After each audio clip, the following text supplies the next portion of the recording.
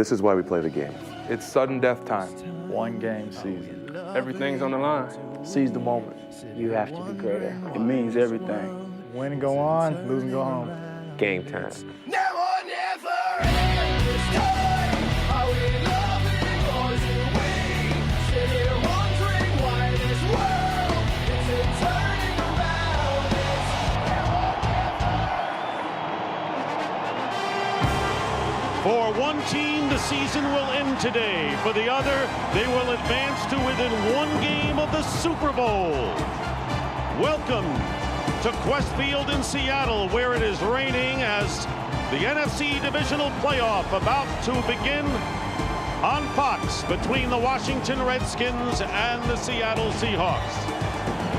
Dick Stockton along with Darryl Johnson and Tony Siragusa and the Washington Redskins have been in a sudden death state of mind since early December.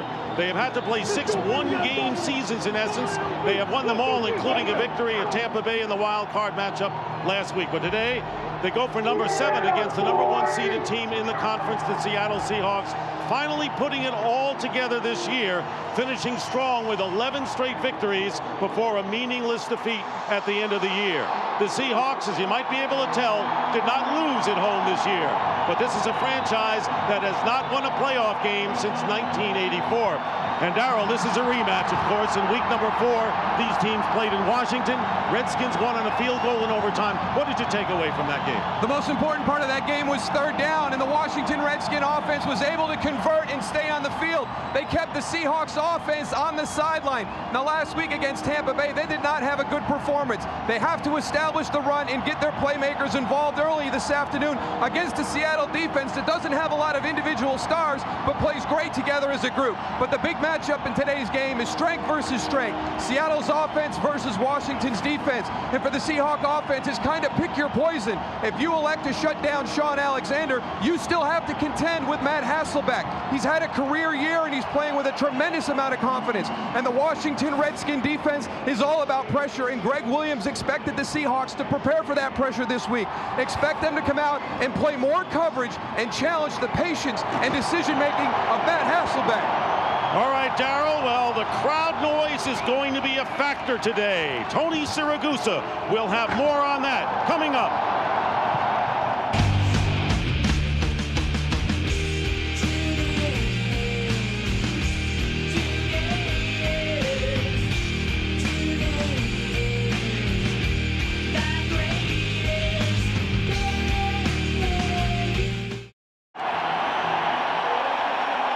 This is an open stadium, and it's rained here for 27 straight days. These two teams are playing on field turf, so they will not have any footing problems today. It will not be a factor. But one thing that will be a factor is the crowd noise. This is the loudest stadium in the NFL, bar none. Opponents have 24 false start penalties, most out of any stadium, dome or open. And ladies and gentlemen, this is a playoff game. This will be louder than any other regular season game. Fans here in Seattle take a lot of pride being the 12th man, as you're going to see right now.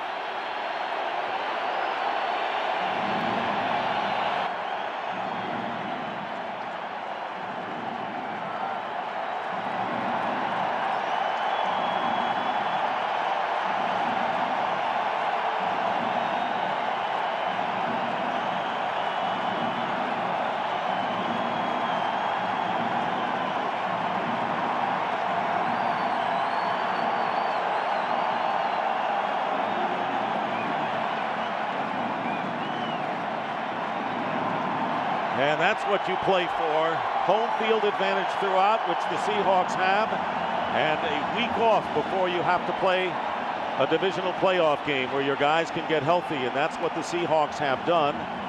They have also won the toss and will get the ball first. John Hall will be kicking off for the Redskins. He missed that first Seattle game.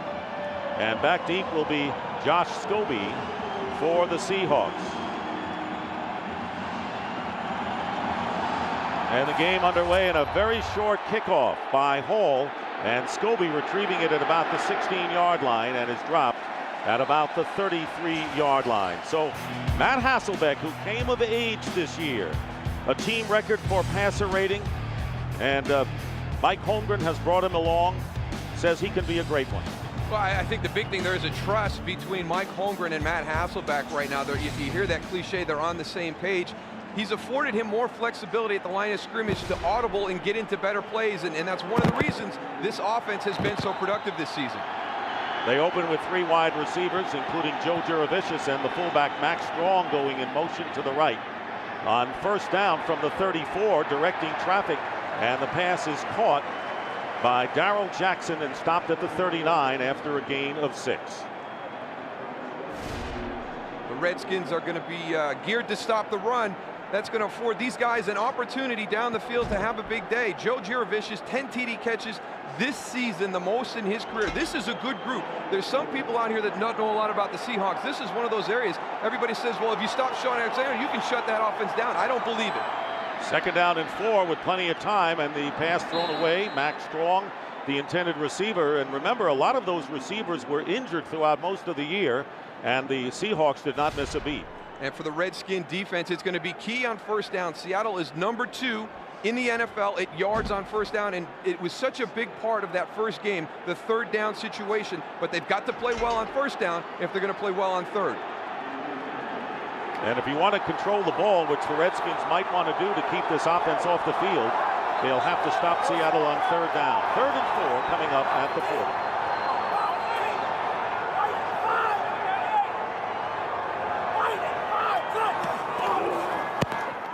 And Hasselbeck is going to go deep for Darrell Jackson, who makes the reception and goes out of bounds. Shawn Springs was beaten by Darrell Jackson, who missed 10 games with knee surgery this season, a gain of 37. Well, it didn't take long for Matt Hasselbeck. He talked about challenging Shawn Springs down the field. He knows he's coming off an injury, and he's not that healthy. Shawn Springs kind of sitting on something there. He thought it was going to be a shorter route. Darrell Jackson never stopped. Shawn Springs, who played 7 years with the Seahawks and once a #1 draft pick, coming back home to Seattle and beaten. 1st and 10 at the 23-yard line. And Sean Alexander with his first carry of the game. And Alexander is bottled up, picking up 3 yards with Demetric Evans making the tackle. Evans at defensive end starting in place of the injured Ronaldo Wynn. Mike Holmgren, the only team that Mike Holmgren has never beaten as a head coach, the Washington Redskins. Yeah, it's definitely one of those things that he has to get off his back too. But this is a different group out here. I mean, we've talked about a lot of the stars and the players on the Seahawks team, but I think the big change this season has been the attitude and the chemistry of this entire team. Already in field goal range, 2nd and 7, play action on the rollout, and the pass caught by Bobby Ingram. That'll be a first down just outside the 10-yard line and an 8-yard gain. Coming into the game, I think Greg Williams thought that maybe the Seahawks would come out flat. They haven't played a real meaningful game in quite some time. He was hoping to take advantage of Matt Hasselbeck, maybe being pumped up, that the adrenaline's going, maybe getting on the ball to sail away to get a turnover. But I tell you what, he has been extremely impressive on this opening series. And already Greg Williams is looking at the best offense. Seahawks scoring touchdowns on the opening drive in 4 of their last 5 regular season games. Here's another pass up the middle, and it's off of Ingram, and it was deflected perhaps by Sean Taylor, but Ingram had beaten Taylor in the end zone. What a great defensive play by Sean Taylor. Great play fake to Sean Alexander, gets everybody to bite. Look at that hole right there. Watch the athletic ability. Sean Taylor, that's what you have in the secondary. That's why he is so important to that group. He was beaten on that play, but he had the ability to get back and make that deflection. They only rushed 4 guys in that particular play, 4 defensive linemen. Got no pressure. Matt Hasselbeck feels very comfortable in that pocket. You can't let him get comfortable back there, or he will pick you apart. 2nd and 10 at the 11-yard line. Sean Alexander has carried only once. Here is his 2nd attempt. Fumbles. And the Redskins may have recovered. They do. So Sean Alexander fumbles, and the Redskins get it on the 10. It was Lamar Marshall who made the recovery. And the Seahawks opening drive ends in a turnover.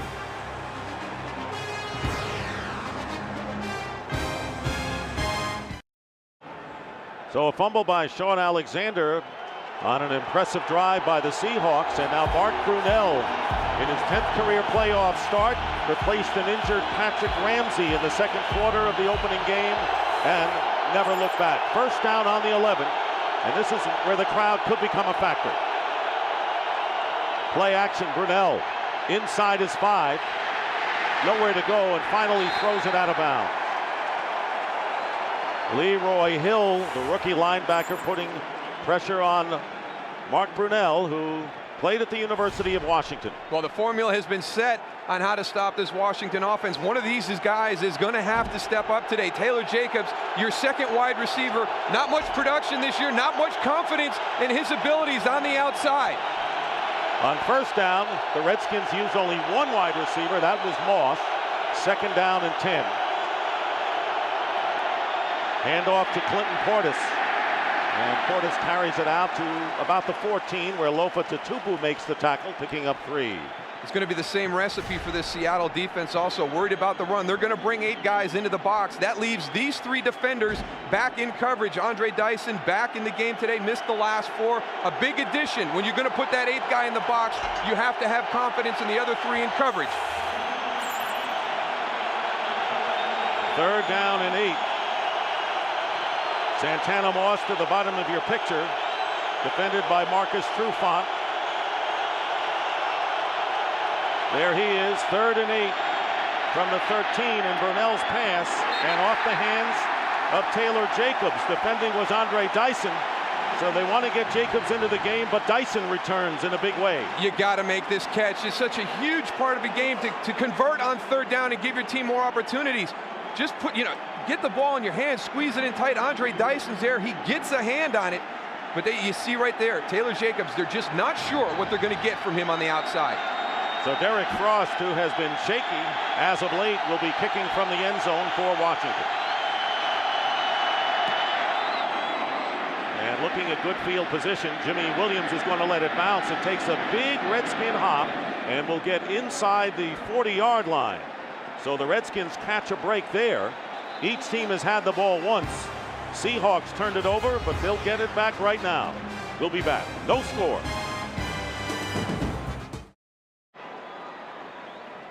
We played 3.5 minutes, no score, and the Seahawks getting the ball for the second time, and the Redskins 23 consecutive postseason games with a takeaway, second longest active streak to Miami. Joe Gibbs has his team in the playoffs and his second year back as head coach of the Redskins. Max Strong in motion, the pitch to Alexander, and he goes nowhere. And a loss of 1 yard. Cornelius Griffin on the tackle for Alexander. That was only the second fumble that he has lost all season. The other one was against Green Bay in the last game of the season. The challenge for the Redskin defense is to be technically sound. You have to stay in your gap. Sean Alexander is the cutback runner, and he's very patient. He's got great vision, and he's very deceptive the way he runs. So you can't think that all of a sudden you're going to be able to make a play and get out of your responsibility, because he will find where that opening is and get right into it. 28 touchdowns, 27 on the ground, an NFL record, 2nd and 11. And again, the handoff to Sean Alexander, and cutting upfield and tackled at the 39, getting 4 yards. And it was Joe Salavea making the tackle.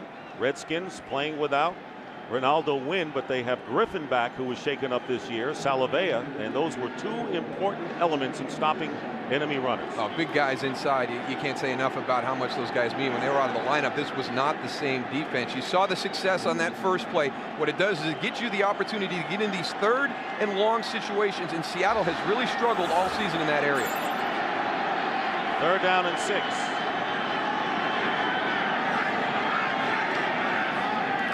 Hasselbeck with the short drop and tries to flip it out, but Philip Daniels got a hand on it. Maurice Morris was the intended receiver, so the Redskins defense comes up big again, and 4th down coming up. These guys are so good at tipping the ball. I mean, 2 huge plays last week against Tampa Bay on deflected passes.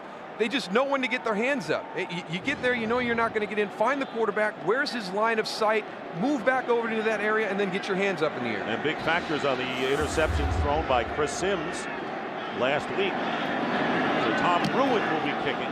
And back deep, Antonio Brown for the Redskins. He'll let it bounce. And this time, it takes a Seattle stop And it is down at the 12-yard line. 48-yard punt, no score. Teams feeling each other out in quarter number 1. Steady rain here in Seattle, as Tony pointed out, the 27th consecutive day. The record is 33, set in 1953. There have been mudslides and tough times for residents of the Pacific Northwest. Redskins with their second possession, starting at the 12. First down, and Clinton Portis with the carry. And Portis gets 3 yards. Tony.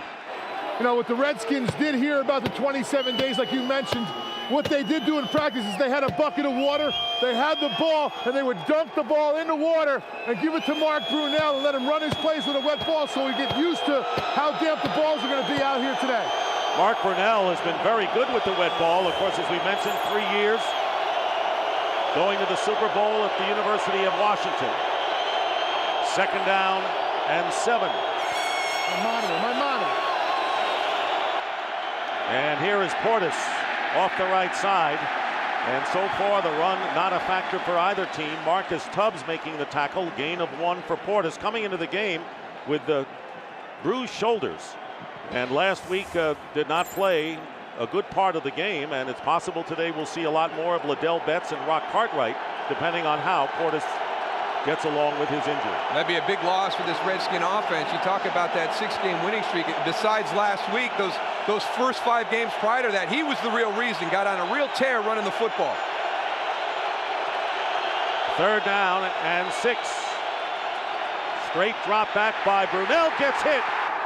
And it is ruled an incomplete pass. Rocky Bernard, who comes off the bench, hitting Brunell from behind, second in sacks amongst defensive tackles in the league. And this is a group, I mean, you don't know a lot of their names. Here comes 99, Rocky Bernard on a little stunt right there, gets unimpeded to the quarterback. Mark Brunell doesn't see him coming. You see right there, they led the NFL in sacks this season without one player with double-digit sack totals. They had 50, a tremendous number. So again, Derek Frost will be kicking. First time from the end zone, here from inside the 5. Jimmy Williams is back deep.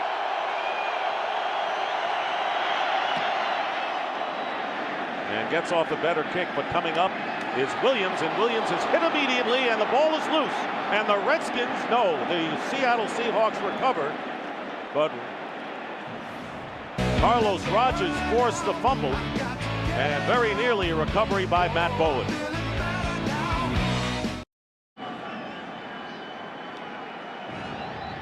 That last play, Addy Jameau comes in, puts the hit on Jimmy Williams. Look at that, 2 guys standing right there. Somehow he comes up with the ball, prevents those Redskins from getting on a short field.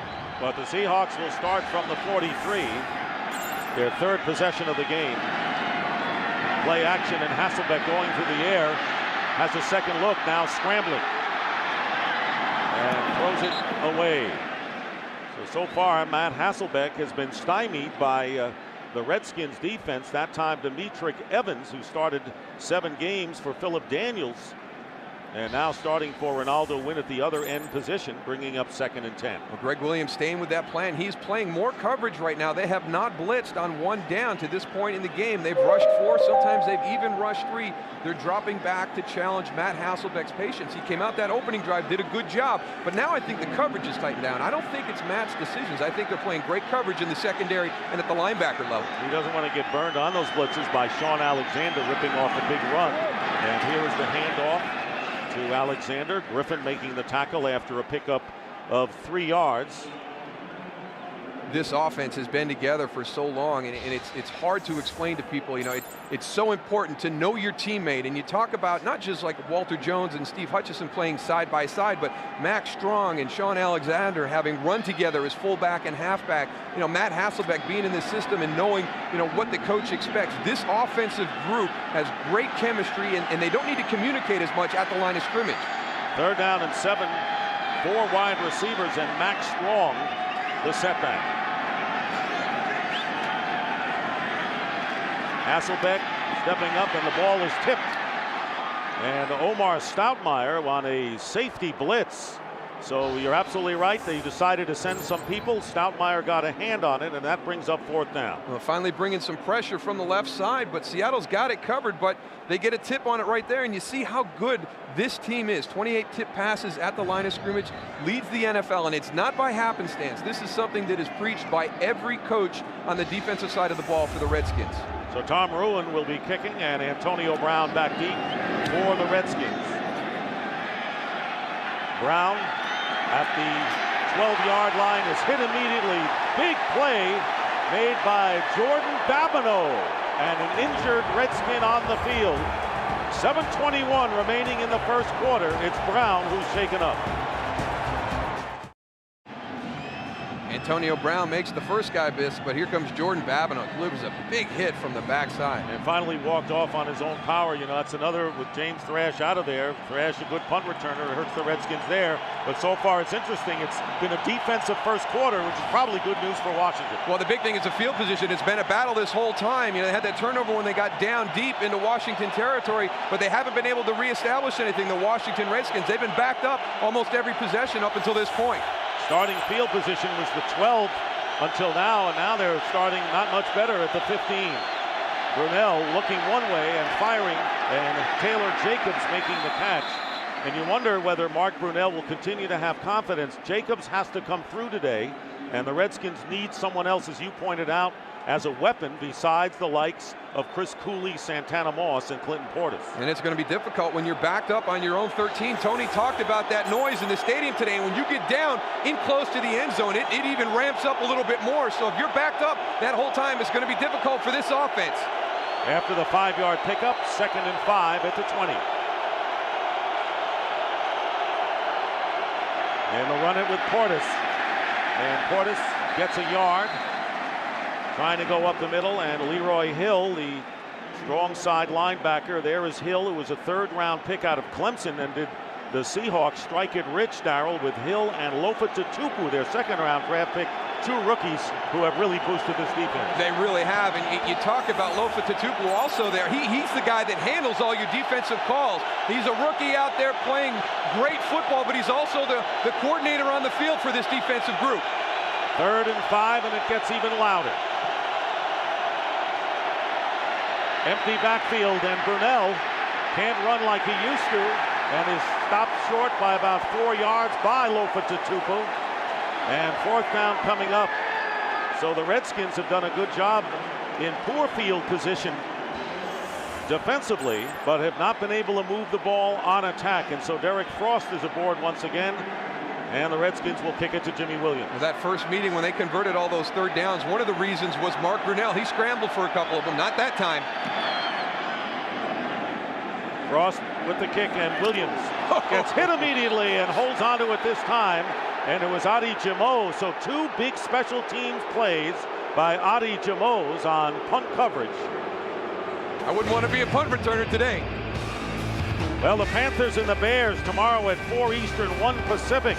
Another rematch, Darryl. This is going to be a great game. I draw a lot of parallels. You look at this Carolina team a couple years ago when they went to the Super Bowl. They had lost to Dallas and Philadelphia during the season. All they wanted was another shot at those teams. I think they want another shot at those Chicago Bears. They had a very poor performance the first time. Steve Smith, the NFL Comeback Player of the Year. Brian Urlacher, the NFL's Defensive Player of the Year. And Rex Grossman, who has played only 6 quarters, leading the way for the Bears at Soldier Field. Joe Buck, Troy Aikman. We'll have all of it for you tomorrow. 1st down, and on the rollout, Hasselbeck backing up, and the pass is caught at the 39 by Darrell Jackson. Good catch as he was hit by Sean Taylor. Gets only 4 yards, however. Still not bringing a whole lot of pressure here. Sean Springs on the outside with Darrell Jackson. Little zone coverage turns him loose. He's trying to get back to the underneath guy. Here comes 21 again. Bang! Boy, that guy can cover a lot of ground. 2nd down and 6. Alexander cutting upfield, and Alexander will lose yardage. And the Redskins, and a fumble. And recovered initially by Seattle, and Alexander is shaken up. Sean Alexander, it was Marcus Washington who came in and put the pressure on Alexander, and he is slow getting up. This could be significant, obviously, and the one thing that makes Seattle such a tough offense is a balanced attack and two big weapons on that side of the ball, the run game, the pass game. An injury to Sean Alexander all of a sudden makes this team one-dimensional. Boy, you go into a playoff game like this, you don't count on that. Sean Alexander right in the middle of all of that as he came out of the field. Tony, you're close to what's going on. You know, right now they're checking out his neck and wiggling his hands. The one thing that would tell me, being a player, is sometimes you get dinged and your neck compresses. You start to get a burner where it shoots down your arms. That's one of the things it looks like right now. Maurice Morris coming in, 3rd down and 7, and Hasselbeck stepping up, and he's going to be dumped behind the 40 by Demetric Evans. So Evans already making his presence felt, coming off the bench for the injured Ronaldo Wynn, and that will be a sack for the Redskins. No gain on the play, and 4th down coming up. Redskins still getting pressure with just bringing 3 or 4. You see the 3 guys down there. Look at the coverage by this group. I mean, there's nowhere for Matt Hasselbeck to go with the ball. We continue to see him pull it down. Great coverage by the secondary and linebackers of the Redskins. Antonio Brown, who was shaken up last time, is back there to return the kick. He'll let it bounce. Once again, if you play golf, you know it's checked up by the Seahawks on the kick by Tom Ruin and down inside the 10. Well, we have had 6 straight 3 and outs so far in this game, with 3:44 remaining, and the Redskins backed up once again. Well, this February, the fastest sport on earth returns to Fox for another season of incredible action as the world's best drivers go door to door in a quest to take home the checkered flag.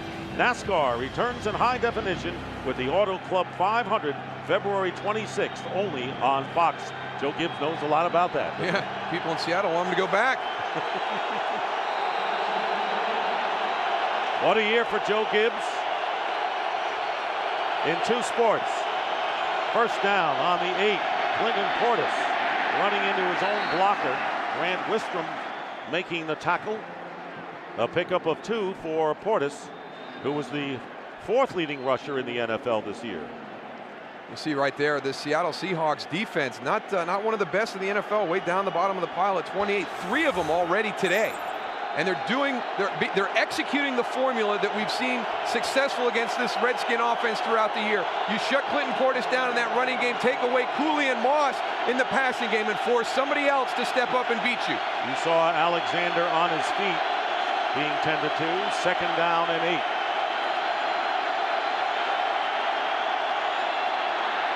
And penalty marker down, and a false start penalty will be called against the Redskins. Ron Winter and his crew working this afternoon's divisional playoff.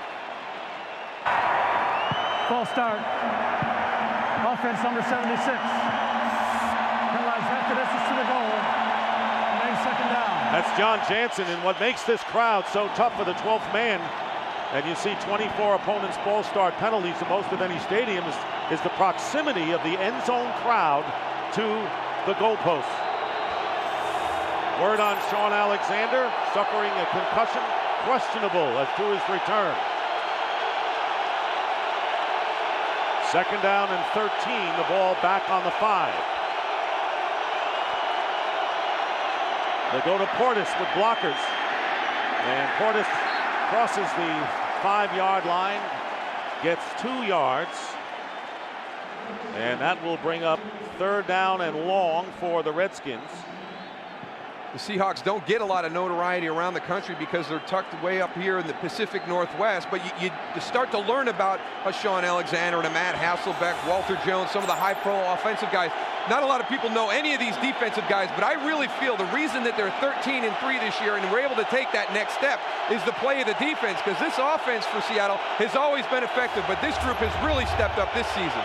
And so far a different picture as far as 3rd down conversions. We'll see what happens here. On 3rd and 11, Brunell back in the end zone, can't find a receiver, and will have to go out of bounds. So the Seahawks have kept the Redskins backed up throughout this 1st quarter. Grant Wistrom chasing Brunell out of bounds, and 4th down coming up after a 2-yard gain. And Mark Brunell, he used to be a running quarterback early in his career, but now he's a quarterback that runs. He's selective. He can advance the chains, get you a first down when he runs, but not like he did when he was early in his career. But he's had some big runs. Seattle knows that. They respect his ability outside the pocket. They've done a good job containing him. Derek Frost with the kick. And the Seahawks again will be looking at good field position. Jimmy Williams, after waving it off, decided to pick it up on the high bounce and will retrieve it into Redskin territory. Well, the re-signing of Matt Hasselbeck, Sean Alexander, and Walter Jones, the drafting of Tutupu and Hill. They started at 500 at 2-2, but then reeled off 11 wins in a row to the Seahawks. NFC West champions. They clinched home field advantage throughout the playoffs, and Sean Alexander setting an NFL record with 28 touchdowns. He won the rushing title, offensive MVP in the NFL, but the question is the health. He remains on the bench with the concussion, and Maurice Morris is the tailback. First down on the 48 of the Redskins. Hasselbeck has completed 4 of 9 for 56 yards. And we'll go to Morris with strong blocking. And Morris pushed out of bounds, and everyone came up, including Ryan Clark, the strong safety. Well, after that opening first drive by the Seahawks, they had that turnover. They've been out of sync ever since that point. Whether it's in their passing game now with Sean Alexander out, Maurice Morris out there trying to get this running game going. But I've really been impressed with Washington's defense right now. I mean, to play that wild card weekend and perform the way they did against Tampa and come out here against this really explosive offense and play at this level coming all the way across the country. Great start for the Redskin defense. And that's what they're going to have to rely on today. Empty backfield. And here is Hasselbeck. And Hasselbeck going in reverse, firing it downfield. And the ball is knocked away and nearly intercepted by Ryan Clark. So Hasselbeck threw that up for grabs, trying to get it to Joe Juravicius, but a sea of white uniforms downfield. A little bit out of sync right now. We talked about Matt Hasselbeck and his decisions. This is one of the things he avoids. He's just got to throw this ball out of bounds. He doesn't need to leave it in the field to play. Very fortunate right there. Moose, it looks like right now he's a little concerned of them guys getting their hands up in his face with all the tip balls. He has to move around the pocket a little bit to find an open lane, but he can't make throws like that. And he ought to be concerned with not having Sean Alexander in there as well, Tony. 3rd down and 9 on the Washington 47. The handoff to Strong, and Strong is tackled as a flag comes upfield from the secondary. Strong is stopped by Sean Springs, and another injured Seahawk on the field. And it's Darrell Jackson. So Alexander out with a concussion. Don't know about his return. And now Darrell Jackson holding on to his lower back comes off. That was a 2-yard gain. Just things you cannot anticipate during the course of a football game. You're the offensive NFL MVP, the rushing champions on the sideline with a concussion. Your top wide receiver just gets back in the lineup, and now he's off to the sideline. Illegal block in the back. Offense. Penalties declined. Makes it 4th down. So I agree with you, Darrell. The Redskins' defensive effort and the Seahawks have been pretty good, but the Redskins have had to do it with poor field position throughout this first quarter. Yeah, they've got to have somebody on the offense make a play to get them out of this backed up position on the field that they've been in. They've done consecutive 3 and outs the entire game. They haven't gotten outside their 20 yet. To see if this Seahawk punting group can keep them back there. Tom Ruin again, low kick this time. Antonio Brown with the fair catch. And for the Redskins to have the ball at a 15-yard line, they say this is pretty good. Well, the Redskins season, the big trade for Santana Moss from the New York Jets. Patrick Ramsey got hurt in the opener against the Bears, and then Mark Brunell took over. 3-0 start, including the overtime win against the Seahawks, and after 3 straight losses, they were 5-6. People writing them off, but then 5 straight victories to end the year, and they got that last wild card spot, and of course the wild card win against the Buccaneers, and here they are in the divisional playoffs. First down at the 15-yard line. Tight formation, only 1 wide receiver, and that's Moss to the left. Portis And Portis driving forward, getting to the 20.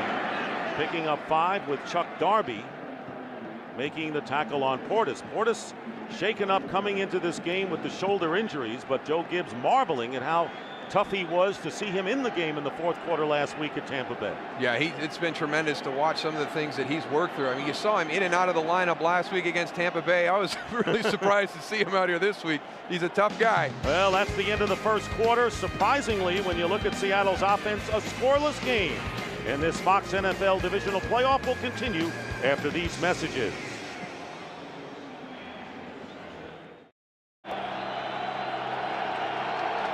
No score as we start the second quarter. Dick Stockton along with Darryl Johnson and Tony Siragusa.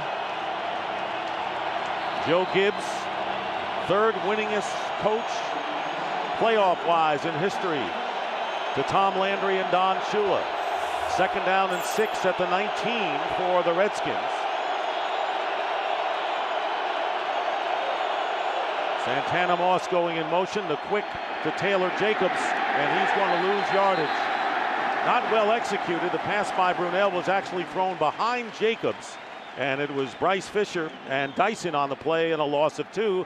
And more bad news for the Seahawks. Darrell Jackson suffering a back injury, questionable as to his return. So there you got Alexander and Jackson both hurt in the first quarter. Yeah, that last play, don't outthink yourself as a Redskin offense. They might be expecting that play to Santana Moss, but he has the ability to make people miss. That's a lot to ask from Taylor Jacobs to go out and run that play that Santana Moss runs so well. Moss going in motion. And the pass is ruled incomplete. Intended for Clinton Portis and Marquand Manuel defending on the play. Manuel became a starter in week 7 when Ken Hamlin, who was arguably the best defensive back, was hurt in an off-the-field incident. Are you going to get a blitzer? He's going to come, it's actually Jordan Babineau, 27. There's Marquand Manuel, 33, moving to the outside. Makes the hit right as the ball gets there. You know, they said that this defense wasn't as fast as Tampa Bay. I don't know right now. They're flying around out there. And Derek Frost with a high kick this time and bobbling the ball and losing it, and the Redskins may have recovered it. Pearson Prelo has recovered the muff kick by Jimmy Williams, and the Redskins will have their deepest penetration, so to speak, inside the Seahawk 40-yard line. Well, Joe Gibbs told us that the Redskins, the heart of this group was the special teams. They were defined by their defense. Special teams was the heart, and the offense was the complementary role, and we've seen that all play out this afternoon up until this point. You obviously can see how well the defense has been playing, and special teams is the group that finally changes field position for the Washington Redskins. First 10 games, minus 13 on the turnover ratio, and you can see why they have won 6 in a row, including the wild card victory. So the Redskins in rarefied air here in Seattle in Seahawk territory. First down at the 39. Brunell with some room and going for Santana Moss, and the pass is out of bounds. And Brunell's toss, Darryl, seemed to float out there after he had beaten the secondary. I don't think they were dumping those balls in the bucket long enough on that one, Tony. That one looked like it slipped out of his hands. They should have dunked like 2 or 3 more times, I think. I think it's the weight of the ball also. With this rain out here, it's raining down here pretty good, and the ball's on the ground. The center's got to bring it up. So that ball is constantly in or around water, and the weight, I think, is really making a big difference out here. You know, Tony, until this year, it never rained in this stadium, and all of a sudden they had a couple of games where they had plenty of it. It's a big shocker for them with this rain out here. Cooley going in motion to the right on 2nd and 10 at the 39. Cooley on the reception, working forward and close to the first down, maybe a yard short, as Marcus Tubbs and Michael Boulware in the secondary making the play on Cooley, who had a big year. Talk about the H-backs for the Redskins. Cooley had 7 touchdown catches, and Mike Sellers had 7 as well. So it'll be 3rd down and 1 at the 30.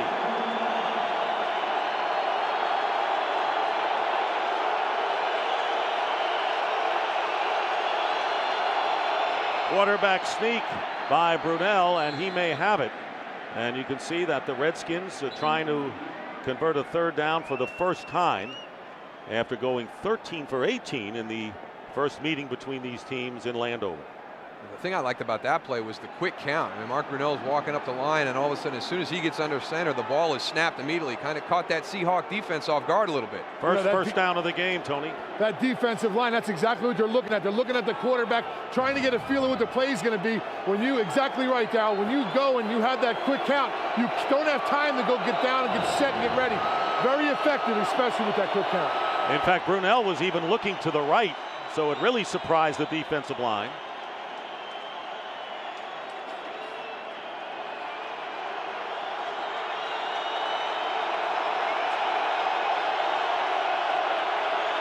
First down for the Redskins on the Seattle 29. Portis. And backing his way to the 25 with Hill and D.D. Lewis, the two outside linebackers. Portis picking up 4. You talk about linebackers as playmakers, but they're also the guys that coordinate the defensive fronts. But as a young guy, Lofa Tatupu, who's a rookie, I mean, he's in there getting everybody set, making sure everybody's in the right spot. He had to move a down lineman over. He had to get Leroy Hill in the right position, and then he's still up there making the tackle.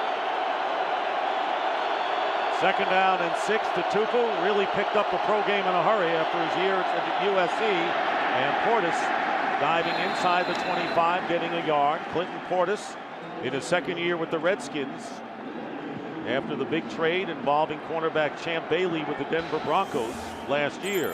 And Leroy Hill is limping off the field. You know, Darryl, talking about Lofa Tatupu, even when he first came in as a rookie, drawing these guys together, getting that locker room, trying to learn how to motivate the different players on the team. To bring a guy from college and step right in and become a leader as a middle linebacker is a hell of a feat. Third down and 5, and the pass caught by Santana Moss, and Moss getting close to the 10-yard line. So the first catch of the day for Moss of 14 yards, Manuel on the tackle, and it's first down, and the Redskins threaten. He wins this route right off his release. You see right there, he gets right in front of Kelly Herndon. Comes in motion a little bit to get a better spot off the ball. Watch him tap his feet right inside. He's got 2 steps, gets the separation for that slant. So the Redskins now with first and 10, just inside the 10, so we'll call it first and goal. Clinton Portis. Portis picking up about a yard. Kevin Bentley, the linebacker who replaced the injured Leroy Hill, making the stop, a 1-yard pickup. So Bentley, who started 3 games for D.D. Lewis this season, has had the experience. It'll be second down and goal for the Redskins. Moose, you talked about Lofa Tatupu. These defensive linemen are not lining up right every time. He's really going and struggling, trying to get these guys lined up. When they come out with 2 tights, I don't think they know, with all this noise out here, exactly where the strength of this defense is.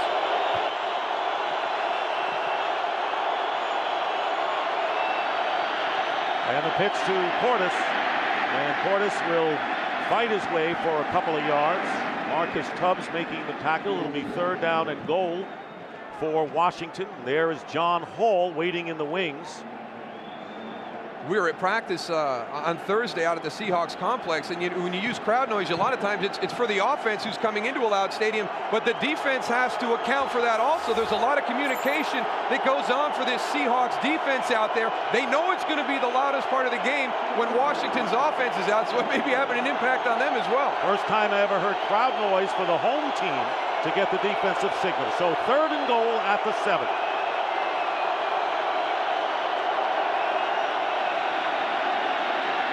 And Brunell doesn't want to make this a foot race, flips it to the back of the end zone off the hands of Moss, incomplete. Brunell knew that he could not get into the end zone, so he tried to get it to Moss, and Bryce Fisher made it tough for him with the pressure from up front. Fourth down coming up, and John Hall will come on. And Santana Moss, the back of the end zone. Good adjustment right there. He sees his quarterback scrambling. Little scramble drill, breaks back to the outside, gives him an opportunity to try and make a play in the end zone. So here's John Hall, who missed 6 games this year with a strained quad, a 26-yard attempt.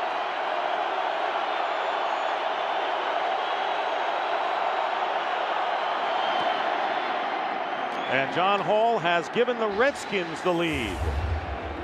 So they had a high-scoring regular season matchup. Just under 9 minutes remaining in the first half. Only 3-0, but Washington.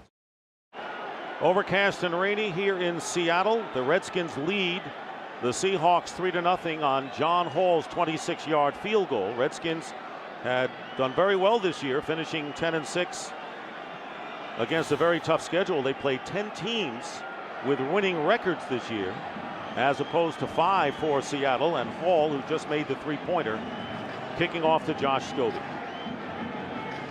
And then NFC East was very difficult. You get outside of your division. And then the NFC East was also matched up against the AFC West, which had a heck of a season this year. So this Redskin team is battle tested. And as you pointed out, Dick, they've been in this playoff situation for the last 6 weeks. You know, you're sitting at 5-6. You've got to win out to even have a shot. So we're starting to see maybe some of that playing in right now. That, you know, they've been in these types of games for a while. And Seattle, on the other hand, they've been on cruise control for a little while. They came out with a great opening drive, but they've been struggling ever since that turnover by Sean Alexander. Ball with the kickoff, and it's a short kickoff. Scobie fields it at the 14. But the Redskins are there with the good coverage. 13-yard return. Jimmy Farris on the tackle. So Matt Hasselbeck and company coming out again.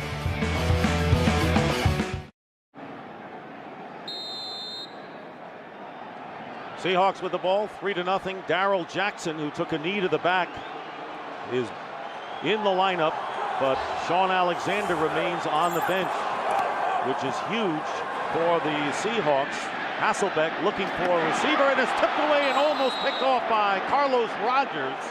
Maurice Morris flaring from the backfield, and very nearly a pick and a score by the rookie Carlos Rogers. What a great play right there. Matt Hasselbeck holds this a little bit too long. The speed of the secondary players in the NFL, too good to make a throw like that. You waited on it too long. Very fortunate that he didn't have that one going back to the house. And right now, Matt Hasselbeck looks confused out there. The crispness is not there as it has been. 2nd down and 10. There's the slant, and dropping it is Bobby Ingram. And that brings up 3rd down, and things get a little bit uneasy now, and look how the Redskins are responding down. Well, you come on the road and you come into a house, they know how loud it's going to be out here. The first thing you got to do is go out and have some success. Omar Steltmeyer, he's trying to get the Seahawk crowd to get pumped back up, and that's what you have to do. You have to come out and make a big play earlier in this game. And with Seattle's offense having that good first drive but turning the ball over and then kind of not doing much, they allowed Washington to make the first big critical play in this game. Seahawks 1 for 5 on 3rd down attempts. They need 10 yards here. Hasselbeck with time, and the pass is ruled a catch. 1st down, it appears, to Darrell Jackson. And let's see where they spot the ball. Jackson had a dive in there. I think they got a nice spot on that one. And right now on that yellow line, which is unofficial, we'll have a timeout for a measurement. Darrell Jackson releases up the field, comes on a little in route right there, but he's working back to the ball. Thought he was closer to the 35-yard line than he was to the 36. So Darrell, what does this team do now with Alexander on the sidelines? He's gained 9 yards on 6 carries. Actually, you'd have to say that the turning point of this game thus far was the fumble by Alexander. Please reset the play clock to 31 seconds.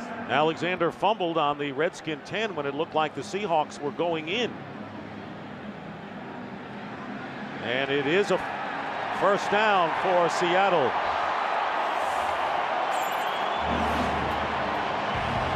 You go back and take a look at it. The tip pass by Sean Taylor was the play right before that fumble. So an almost touchdown by the Seahawks turns into a turnover. Sean Alexander with a big hit. He's got a concussion right now. Then Darrell Jackson went out with a knee to the back. But there's the big play of the game. The muff punt recovered by Pearson Prelo gave the Redskin offense great field position for the first time. And Maurice Morris, who came in the game as the 2nd leading rusher for the Seahawks at 288 yards. So you know that he wasn't a big factor, picking up 1 yard. Joe Salavea making the tackle, and there you see with the cape and the hood on is Alexander. So all of a sudden you have to ad lib and go to plan B when your big star look sideline, and who knows if he'll get back. Well, the good thing is they've got a good passing attack. Matt Hasselbeck just has to settle down, keep playing the way he's played all season, and have the faith in Maurice Morris that he can come in and do a good job. Second down and 9, backpedaling, and the pass is caught. Great catch by Darrell Jackson, who after coming back from being shaken up has made a couple of good grabs. That for 8 yards to the 45-yard line, shy of the first. Well, they are really disrupting the timing of this Seahawk offense. They're getting Matt Hasselbeck off the spot. He is not comfortable in the pocket. He has to continually move. Darrell Jackson has made some good plays down the field, getting some receptions when these plays have been broken down. But I don't think the Seattle Seahawks can do much without a running game. If all Hasselbeck wants to do is throw, he'll be playing into the Redskins game. This will be a running attempt to Maurice Morris, and he'll get the first down. Tough yards for Morris, picks up 2, and moving the sticks are the Seahawks. And I don't think a team does a better job at making adjustments during the course of the game than the Redskins. Now, this is down on their sideline in the booth. The photos are coming down from the top, and not only do they look at them, but they diagram what the play was supposed to look like by what the defensive call was. They're critiquing the guys on their technique, because technique is very important today, even though Sean Alexander's not in there to stop this running game. Play action on first down.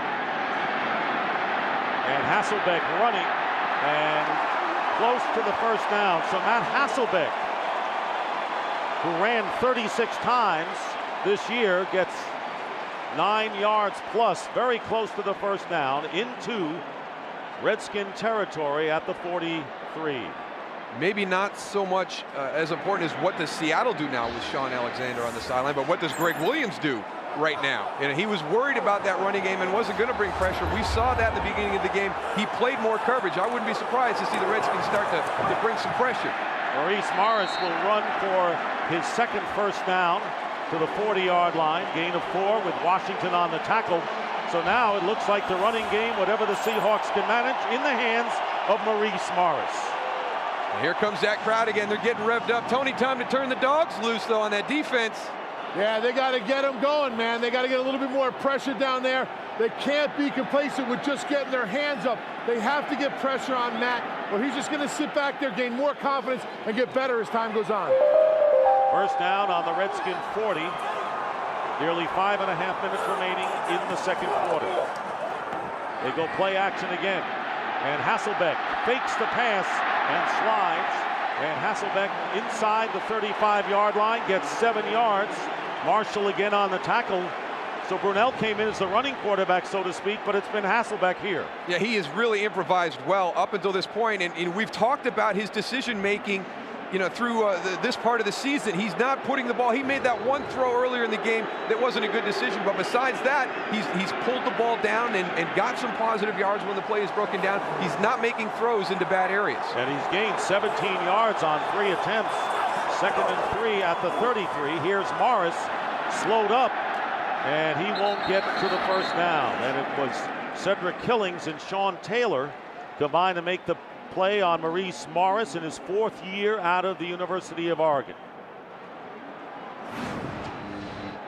The big thing to this defense, you know, the deflections right there. Sean Taylor in the secondary. That was the bad decision by Matt Hasselbeck there. A missed opportunity by Carlos Rogers. That was 7 points for this Redskins defense, which has been putting up some points the last few weeks as a group. But Seattle doing a good job of moving the ball here. This is their third and short opportunity. They need one. And here's Morris. He's got it. First down inside the Redskin 30. If you have 10 guys in the box up on the line of scrimmage or linebackers up, you cannot let them go and get a first down on a play like that. Nice job by Morris. And not only that, they know where they're going. They're going left. If it's a critical play in the game, they're going to get in behind Walter Jones, Steve Hutchinson, send Max Strong in there ahead of the pack. Pro Bowl and all-pro left side of the offensive line. So here's the rushing story. Hasselbeck leads the way. Morris is second. And a first down at the 29-yard line. Play action. And going deep for Jackson. Touchdown!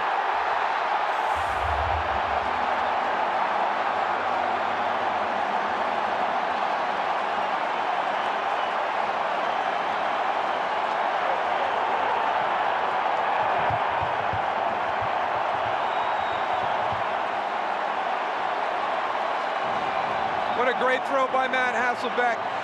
Down the field, watch where this ball is thrown. It's thrown low to the outside. Ryan Clark doesn't have a chance to make a play on that ball. A last-second adjustment by Darrell Jackson. Josh Brown looking to give the Seahawks a 7-3 lead, and this crowd very much back in the game after they were rendered very anxious with the injury to Sean Alexander. But Morris has run well, and how about the catches made by Darrell Jackson? All tough ones on this drive. Seattle by 4. Darrell, the Seahawks had to be discouraged. They lose Alexander, they lose Jackson.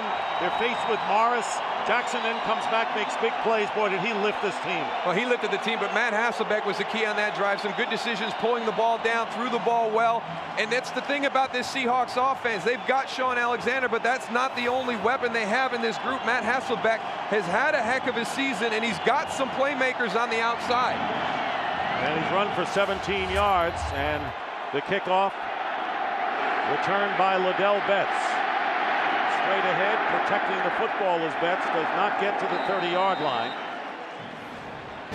So Hasselbeck making it happen with his feet and his arms. 7-3, the Seahawks lead. 3:13 to go in the half. Seahawks dominating the statistics, but the Redskins capitalizing on the turnover. The muff punt return by Williams and getting their 3 points. They'll start from their 29-yard line.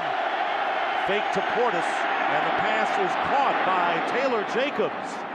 And the Redskins were hoping they would get someone to step up with the injury to James Thrash and David Patton going out in Week 11. That was a 16-yard gain. Now he's coming all the way across the field to get into that middle tier on this bootleg. Watch the play at the end. Get down, get yourself safe. Michael Boulware coming up to put a big hit on him. That's why he was jawing with him at the end of that play. And Leroy Hill, who was shaken up at linebacker, the rookie back in there for the Seahawks. First down, Portis doesn't get much. And Rocky Bernard is there to stop the running play after a yard and a half. Well, it has been tough sledding for both of these teams in the run game. Both of these defenses doing a good job shutting down the running game. And you wonder, Washington, they're going to have to open it up. I know that that's been the recipe for success on this winning streak, but it looks as though their best opportunities today are going to be through the air. So even without Alexander, Seattle has the little lead there in rushing. Bigger lead in the passing department. 2nd down and 8 on the 47 of the Redskins. Brunell wants to throw, gets chased, and off balance completes to Royal, the tight end, and he slips and is down at the 40-yard line. Great pressure that time by the Seattle defense. A loss of 6, led by Bryce Fisher. Down to the 2-minute warning here in Seattle, with the Seahawks leading the Redskins 7-3. 2-minute warning with 1:58 on the clock, and the Seahawks in front 7-3. It'll be 3rd down and 14. And how about that Seattle defense? Brunell 6 of 12 for only 36 yards. Clinton Portis' longest run is 4 yards, just averaging 2 per carry. Not a lot of big individual stars in this group, but they play well together. Liddell Betts standing next to Brunell on 3rd and 14 on the Redskin 41. Brunell looking downfield, up for grabs, and the ball is knocked away. Penalty marker there. Jimmy Farris, who was inactive the last 3 games, and Lofa Tatupu downfield, and a flag comes down. That ball hung out there. And the question is, were the Seahawks playing the ball or not? Seahawk players are reacting like it's against the Redskins. Pass interference. Offense. Number 86. Penalties decline. It's a 4th down. Jimmy Farris coming from the outside, a double move. Look at that. Lofa Tatupu, number 51, the linebacker, all the way downfield on the wide receiver. I don't know. I didn't see anything there. I did not see a push on Lofa Tatupu. I didn't see Jimmy Farris do anything either. That's what I mean. Apparently he had pushed Tatupu, who was defending him. So 4th down. In any event, Derek Frost will be kicking, and Jimmy Williams going back for the Seahawks. Good high kick. And the fair catch by Williams, who had a costly turnover at the 21-yard line. Well, coming up on the Visa halftime report, JB, Terry, Howie, and Jimmy will have highlights and analysis of the first half, and the Fox Sports ticker has up to the second stats as well. Don't forget, tomorrow, Carolina Panthers and the Chicago Bears tangle on Fox in the other NFC Divisional playoff game. Last 2 minutes of either half, Matt Hasselbeck has been off the charts this year. Yeah, that's another area where you see the chemistry of a group come through, and Matt Hasselbeck very comfortable in this system, played together with several of these guys for many years now, and those 2-minute situations, it's another area where that shows up. 3 timeouts for both teams. And the quick pass out to Darrell Jackson. And Jackson will have to settle for a 2-yard gain thanks to Pearson Prelo, who made a big recovery on the muff, which set up the field goal for Washington. That was a 2-yard gain there. And Darrell Jackson, he apologizing to Matt Hasselbeck right there. You play against the Redskins defense, you don't want to lose too much ground when you're trying to avoid a tackler. This Seattle team really had its struggles against NFC East teams at home this year, beating the Cowboys on their last second field goal and the Giants in overtime. Big opening that time for Maurice Morris, and he may have the first down. Evans and Stoutmeyer on the tackle. Looks like we had a fumble at the end of this play. Seattle very fortunate to get it back. Following in behind Max Strong, gets him some room to the outside. Demetric Evans hustling downfield. Looks like he knocked that out at the end. Walter Jones he wasn't going downfield. Walter Jones took him downfield. And the hurry up on 3rd and 1. And here is Morris going outside, diving, and loses yardage. And Carlos Rogers, who very nearly had an interception, for a touchdown with a very alert play. And it'll be 4th down and a loss and timeout called by Washington. Great pursuit by this Redskin defense. Oh, it looked like Maurice Morris was going to have an opportunity to move the chains, but boy, he had 2-3 defenders coming at him. He couldn't get away from everybody. So a loss of 1 with 29 seconds remaining in the first half. And it's notable is the fact that Sean Alexander suffering a concussion and leaving things in the hands of Matt Hasselbeck, who has rushed for 17 yards and threw a 29-yard touchdown pass to Darrell Jackson for the lead. 4th and 2, Tom Ruin will be kicking. Antonio Brown going deep for the Redskins.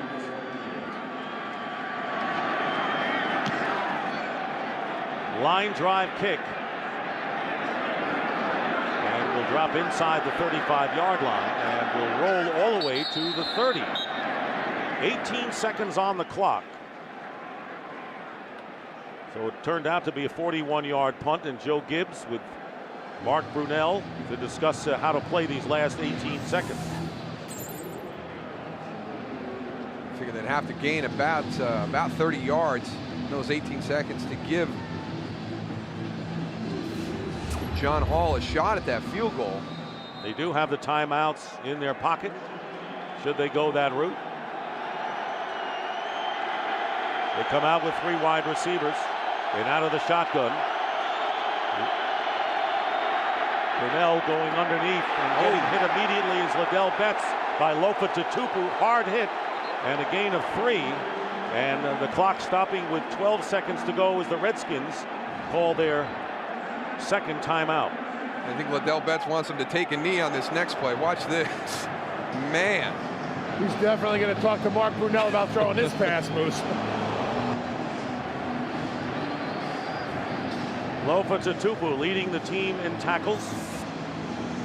I mean, doing everything on the sacks, the interceptions. I mean, he's a playmaker. I mean, you can't say enough about a young guy coming into the NFL, and I mean, just so inspirational to everybody. I mean, to coordinate the defense, but then have the production. I mean, he does everything as a first-year player. And that's been the big change, Darrell, in the Seattle defense. All 3 of the linebackers who started from last year no longer with the team. Chad Brown, Orlando Huff, Anthony Simmons all gone. 2 rookies manning it now with D.D. Lewis III. 2nd down and 8. And they're not going to take a knee, apparently. Out of the shotgun again is Brunell.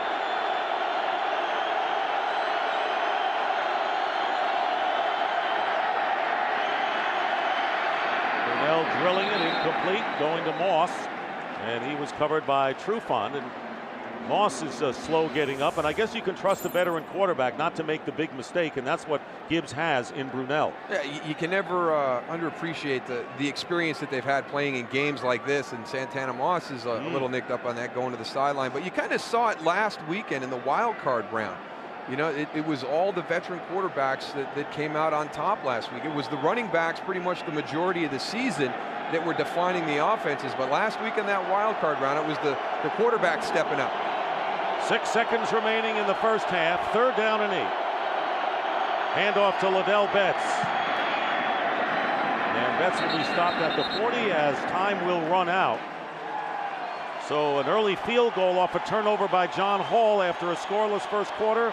Matt Hasselbeck capping a 74-yard drive with a 29-yard touchdown pass to Darrell Jackson.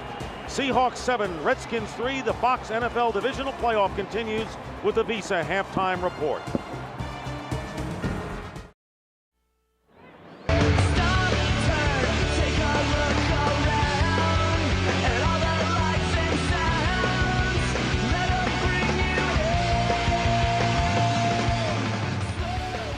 And back here in Seattle, where the rain continues to fall, just a steady rain.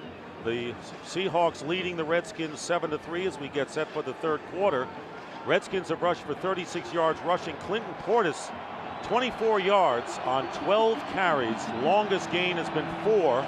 And unlike the first time they met, the 3rd down conversion magic isn't working for the Redskins thus far.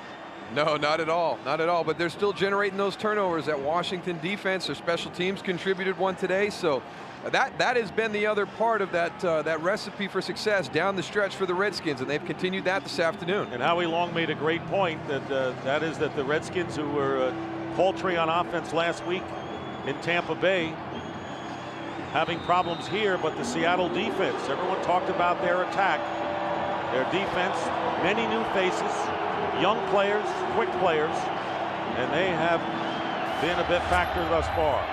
Josh Brown kicking off to Liddell Betts to start the second half. And Betts is hit as he gets to the 30-yard line. Let's go down to Tony.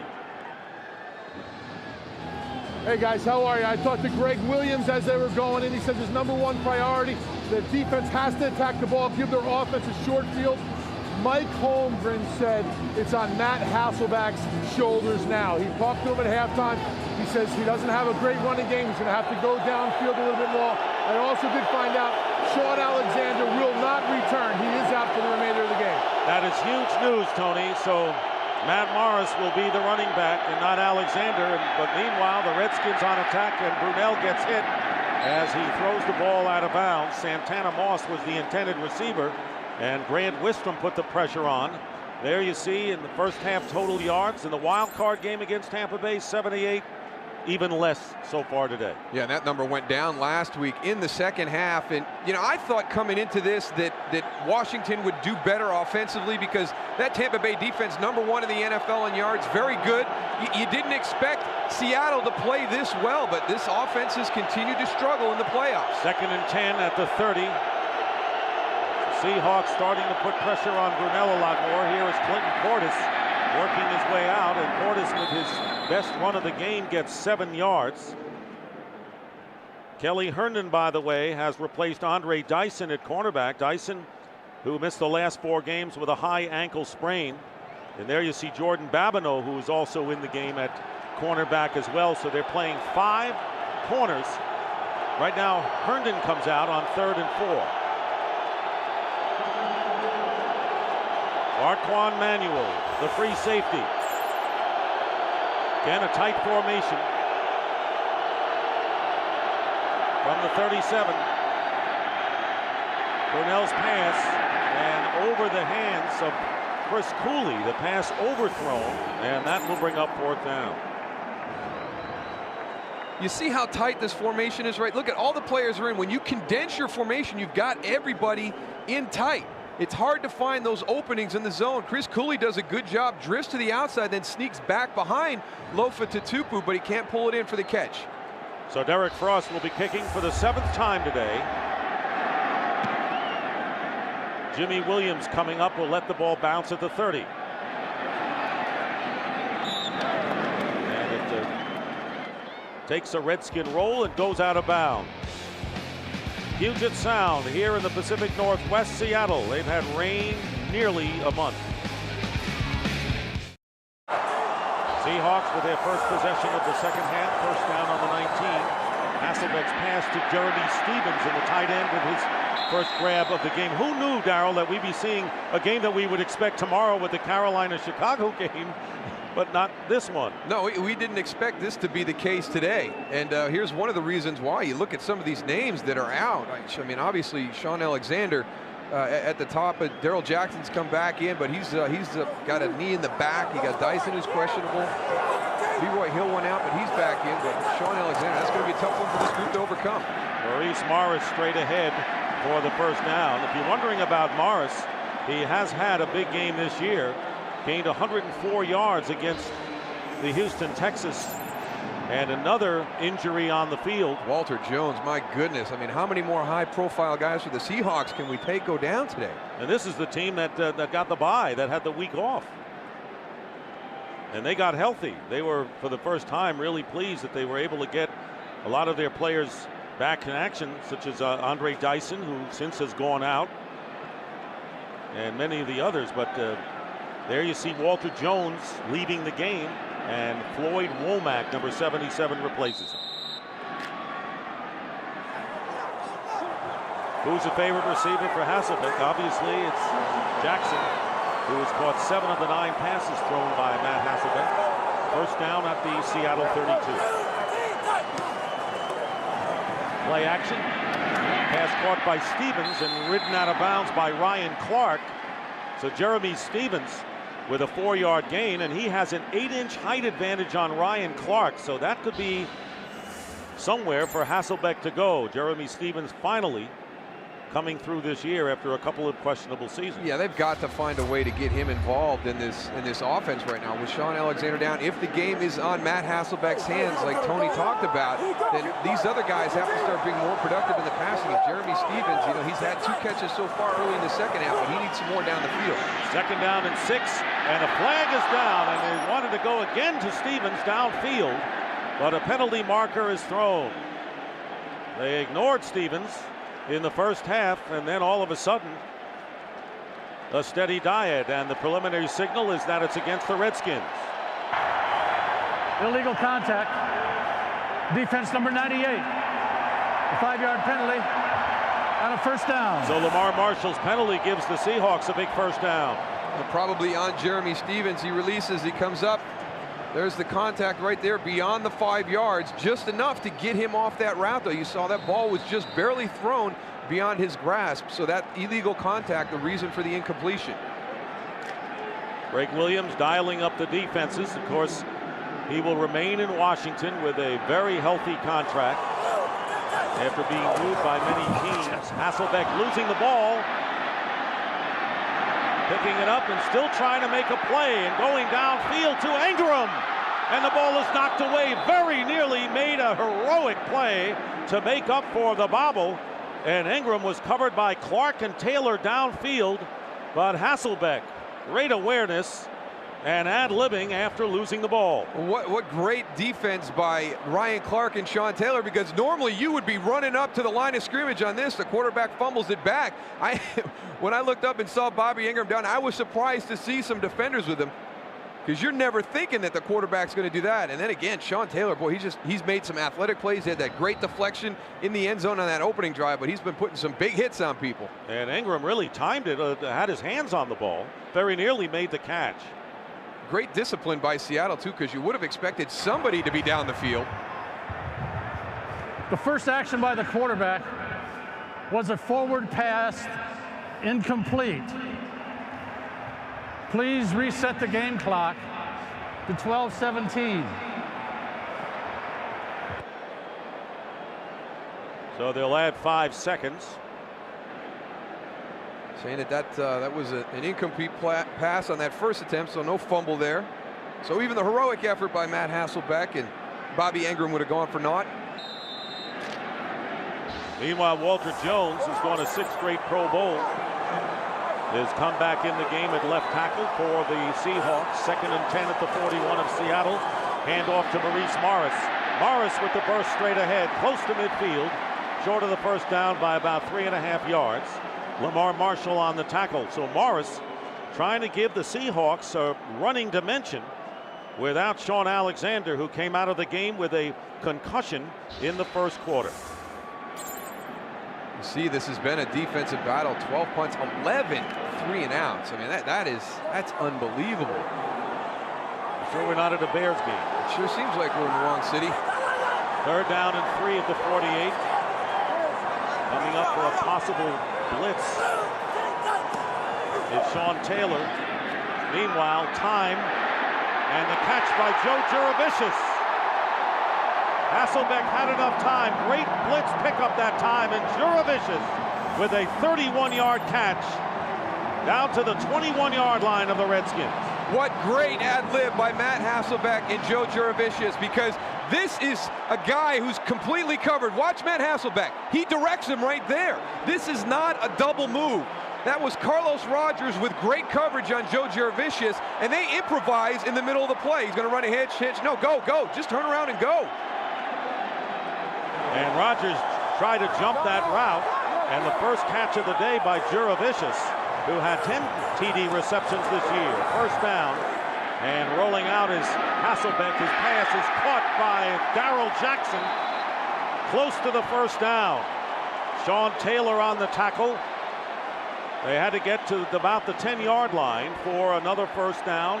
So once again, the Seahawks on the arm of Matt Hasselbeck, threatening, leading 7-3. I'm really surprised that Greg Williams hasn't adjusted to bringing more of that pressure that Redskin defense is so known for. I mean, the big concern was Sean Alexander in the running game. I figured once he was out that you would see a change in his approach, but we still haven't seen that yet up to this point.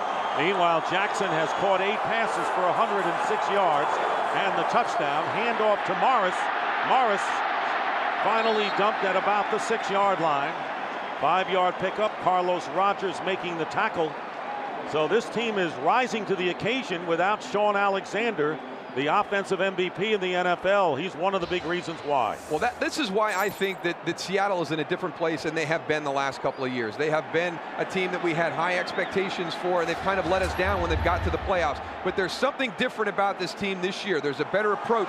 They enjoy each other's company. The chemistry of this team, they're able to overcome adversity like they're facing this afternoon. 2nd down from the 5, and the ball is tipped again. And incomplete, so Joe Salavea does a great job of getting penetration, has 2 guys on him, reaches up and blocks that pass right there. Nice job by Joe.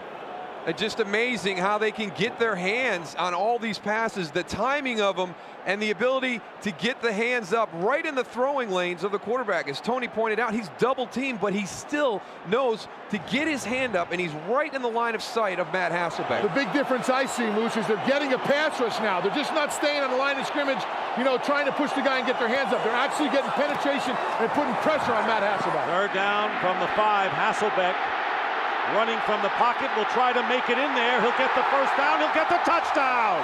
And Alexander leads the cheers. Matt Hasselbeck with a 6-yard run for the score.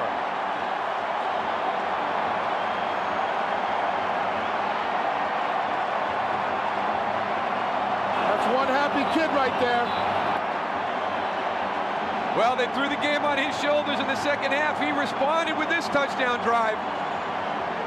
He has matured so much in the last few years.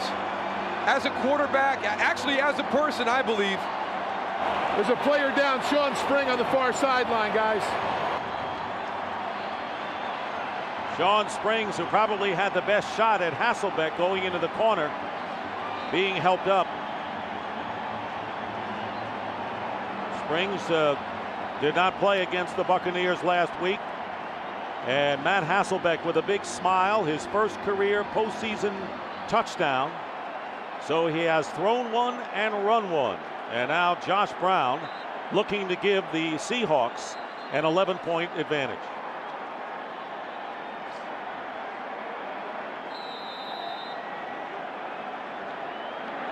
Mike Holmgren, an offensive mind. going against the defensive Greg Williams as Brown hits the extra point, 14-3.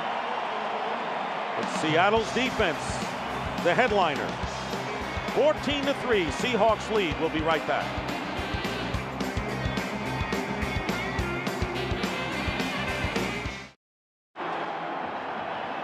Seattle Seahawks with an impressive drive of 81 yards in 10 plays, capped by Matt Hasselbeck's 6-yard scamper, taking a 14-3 lead over the Washington Redskins. And now, Darryl, the Redskins now have to prove that they can move the ball and get some points if they have any chance. Well, you never want to fall behind on the road, especially in a stadium as loud as this one is, but they don't have the ability to put points on the board quickly. Not in the style of offense they've been playing the last few weeks. Liddell Betts returning from the 5. Breaks a couple of tackles and winds up at the 24-yard line, a 19-yard return. Joe Tafoya on the stop. We'll see how the Redskins and Mark Brunell respond. And the crowd here in Seattle in full throat as the Redskins begin from the 24. Clinton Portis back in the game as the running back. Brunell flushed from the pocket. And will run and go out of bounds. And a penalty marker is thrown as Brunell picks up 6 yards. Will be holding on Washington.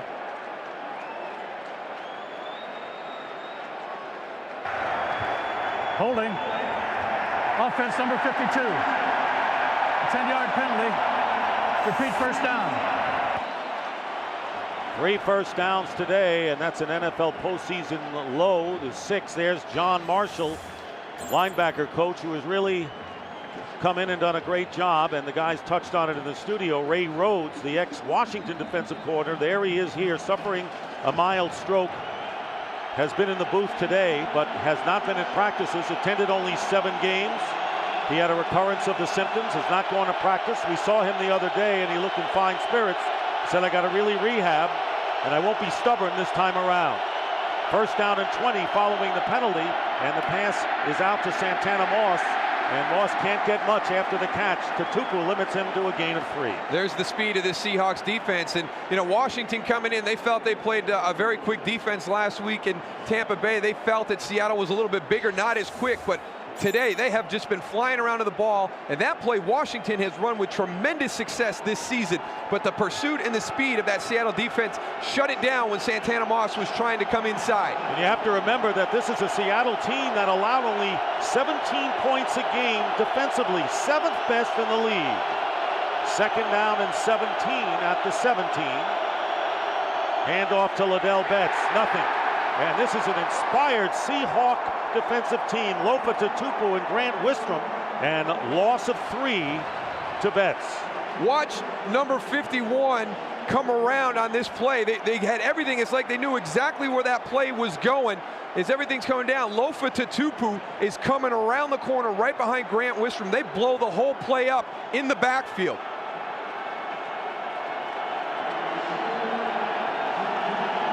And Taylor Jacobs, we understand, taken ill, so Jimmy Farris, number 86, is in at wide receiver with Moss. Third down and 20 from the 5-yard line, and the pass bobbled and caught by Santana Moss. He has the first down. Big play, and Moss was clearly open downfield. 23-yard gain.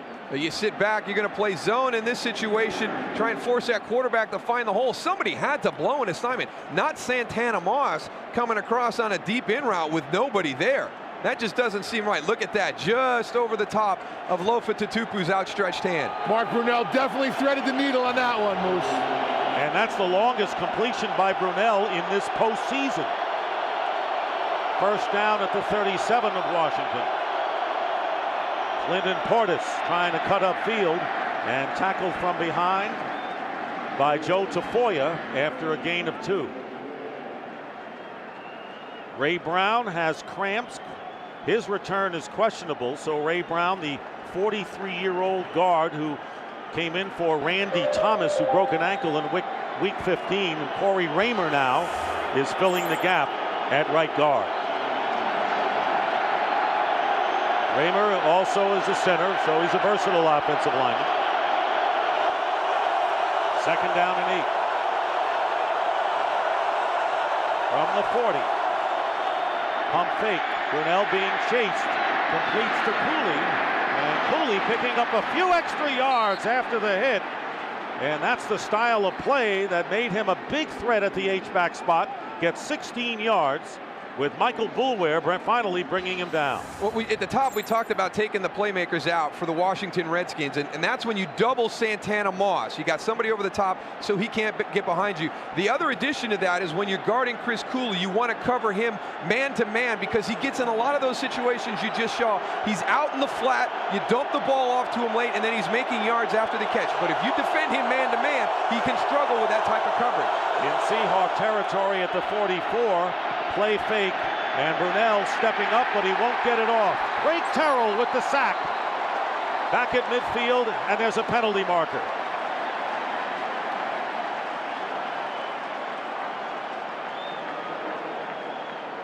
Maybe offsides against the defense.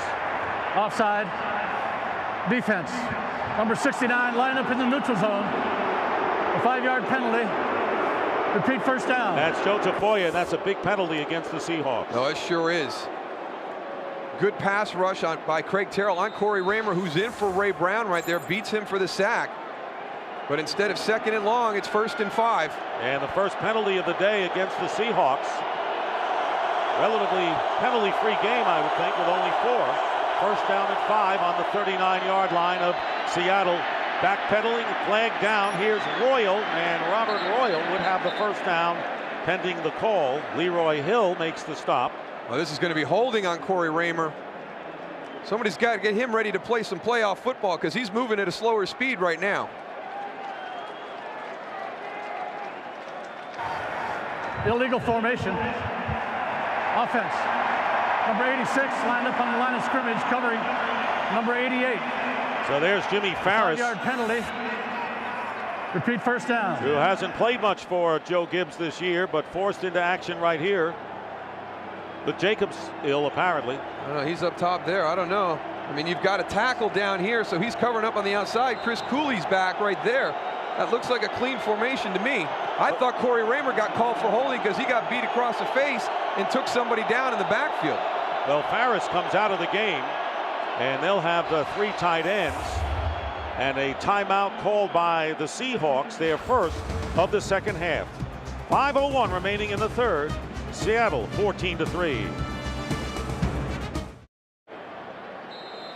Back here in Seattle, Dick Stockton along with Darryl Johnson and the Goose, Tony Siragusa, our field analyst. Seattle calling their first timeout. First down for the Redskins on the Seahawk 44.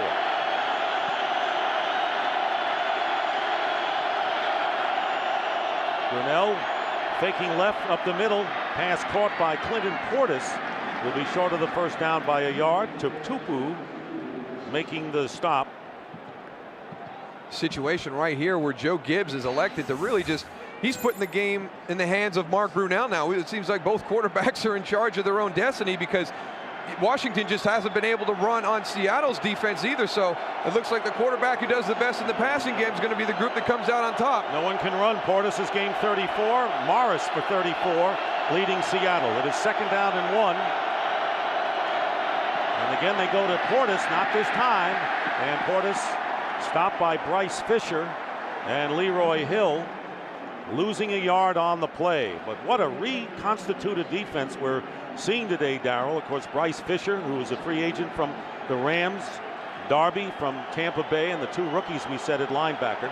You see the success that Washington has. They don't like to be in this situation where they have to throw the ball to win. Their recipe is establishing the run, pounding it, taking advantage when the passing game, some play action. You see right there, they're about to get off kilter. Well, they're pretty balanced to this point. 3rd down and 2 from the 36. And Brunell throws nearly an interception. Marquand Manuel, the only one who had a chance to catch that pass intended for Cooley, and Grant Wistrom putting up pressure, and you wonder whether Brunell just wanted to throw it away. Well, I don't know if he had a chance to throw it away because of Clinton Portis. He's going up against a defensive end that comes clean right there. Most guys just go down and chop him down. Clinton Portis, he is probably the best running back I have seen at picking up the pass blitzer. That time it was a defensive end. He still goes up and sticks his helmet in. Well, the Redskins are going to go for it on 4th down and 2, and this crowd on its feet.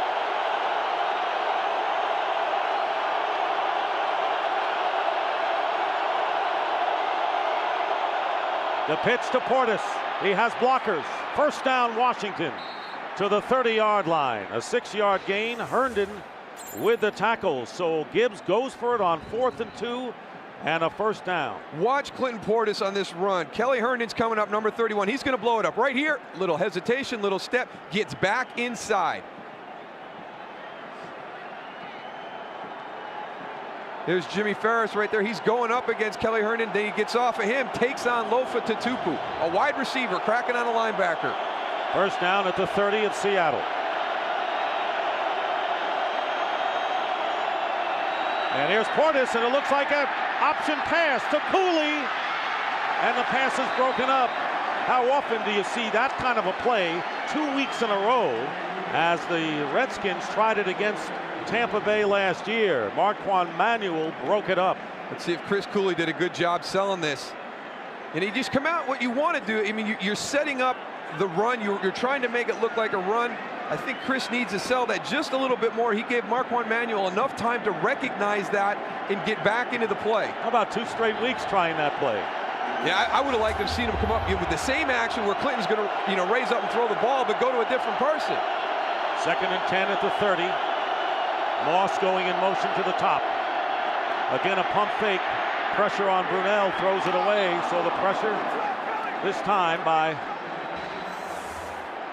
Rodney Bailey, number 95. You know, guys, the pressure keeps coming where Ray Brown, from the side that Ray Brown is now out of.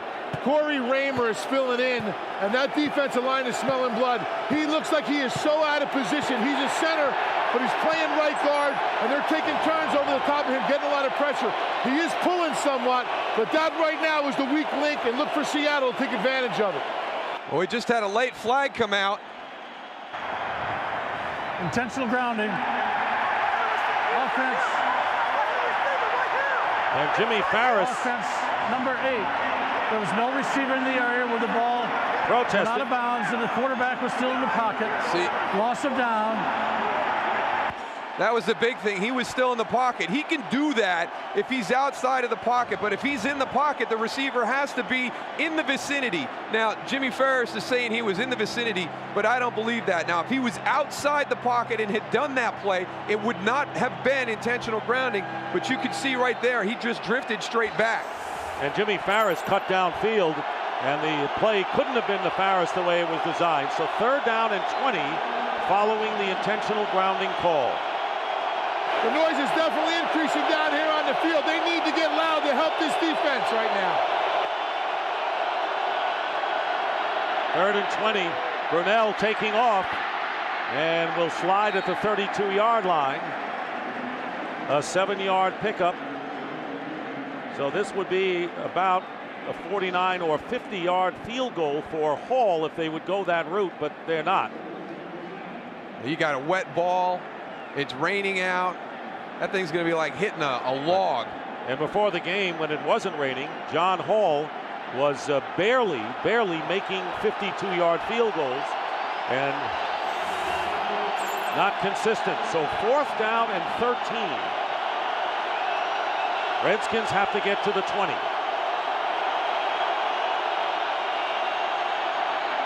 And Brunell's going to go down. Bryce Fisher, 4-yard loss, and that is the first sack of the game. So the Seahawks will take over on downs at the 37-yard line, maintaining their lead of 14-3.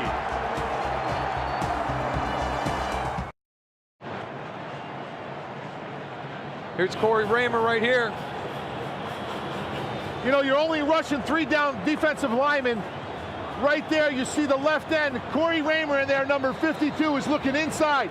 He needs to come back out and help on the inside move.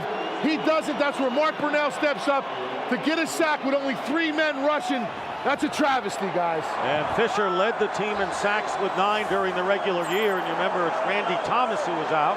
A huge loss at right guard for the Redskins. So Seahawks take over, and the first play, a completed pass to Bobby Ingram, and Sean Taylor covering for a minimal gain of 2. Well, it's been about the injuries this afternoon, and Seattle is weathering the storm with Sean Alexander, but to lose Ray Brown, it's somebody you don't think is going to have that big of an impact. But as Tony's pointing out with Corey Raymer in there, you know, you haven't had a chance to be on the field all season, and the first time you step onto the field, it's playoffs. The intensity is up, and you are going to struggle to match that intensity. Walt Harris, who has started 12 games for the Redskins, replacing Rodgers, 2nd down and 8. And Hasselbeck stepping up and going deep. And the pass is caught by Darrell Jackson again, beating Taylor downfield, and Taylor is shaken up. A 37-yard catch and a brilliant game being played by Darrell Jackson. Watch Matt Hasselbeck look everybody off to the left. He's going to come out. He's all the way down the left side. Last second, he turns and goes back to the right.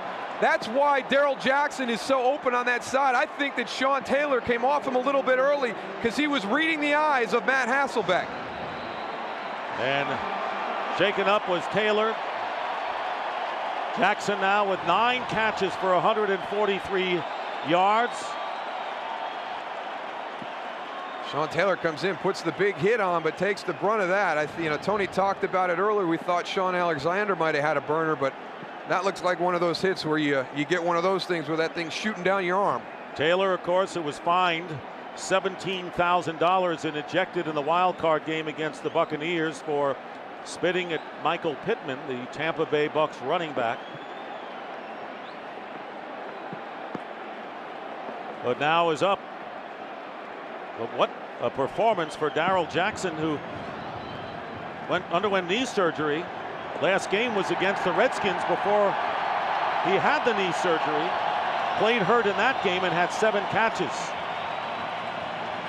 A great job of looking off Sean Taylor by Matt Hasselbeck. You saw in that last replay, he had already opened his hips. He was breaking back towards the middle of the field and left Darrell Jackson open down the sideline. So Pearson Prelo replaces Taylor. So you have Walt Harris and Prelo in for Rodgers and Taylor, for Springs, I should say. And a first down with nearly a minute remaining in the 3rd quarter.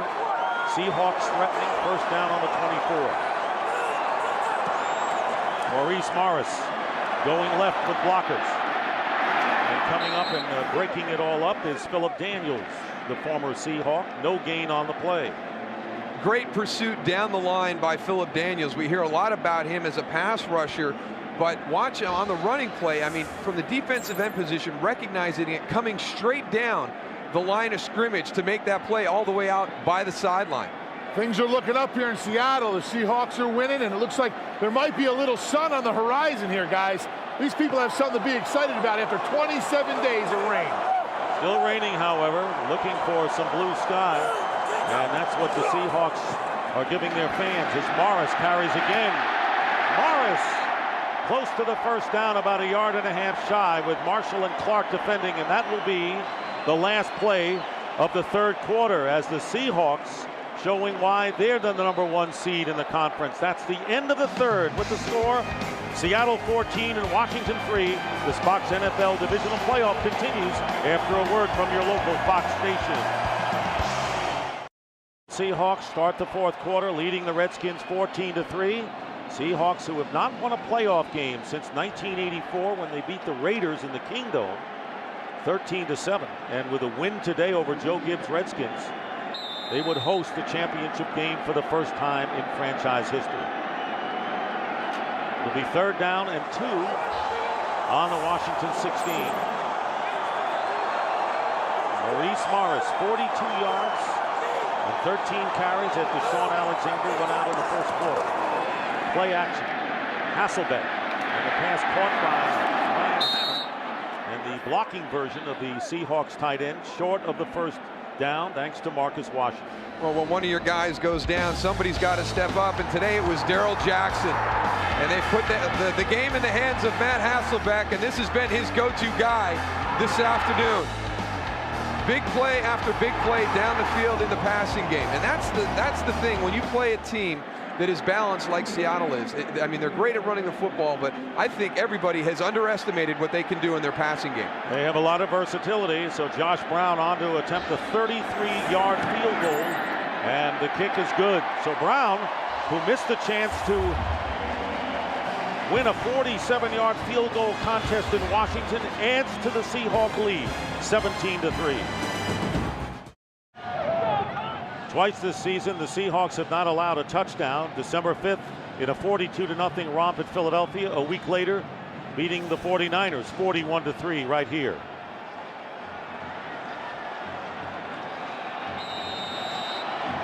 Josh Brown kicking off. Liddell Betts going deep for the Redskins.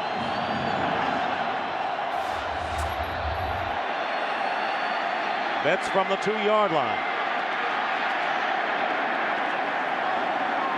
Brings it out to about the 25.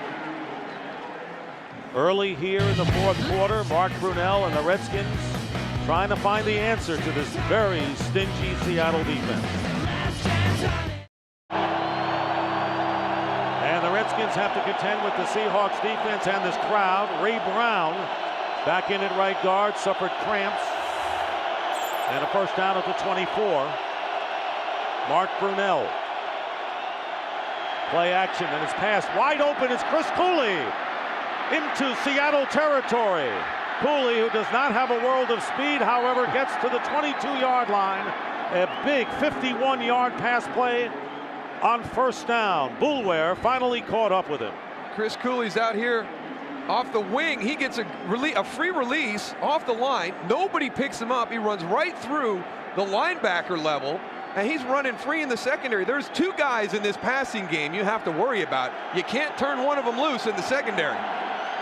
So officially it's a 52-yard pass play. First down to the Seahawks 24. And the quick pass out to Santana Moss. Moss is hit immediately, a loss of 1 on the play. What a great play by Andre Dyson right there. That's one of the bread and butter plays for this Redskin offense. If you're going to slow him down, that's one of the plays that you have to stop, and he did it single-handedly. Dyson, who came out earlier, got his starting job back after being injured with a high ankle sprain. Second down and 11.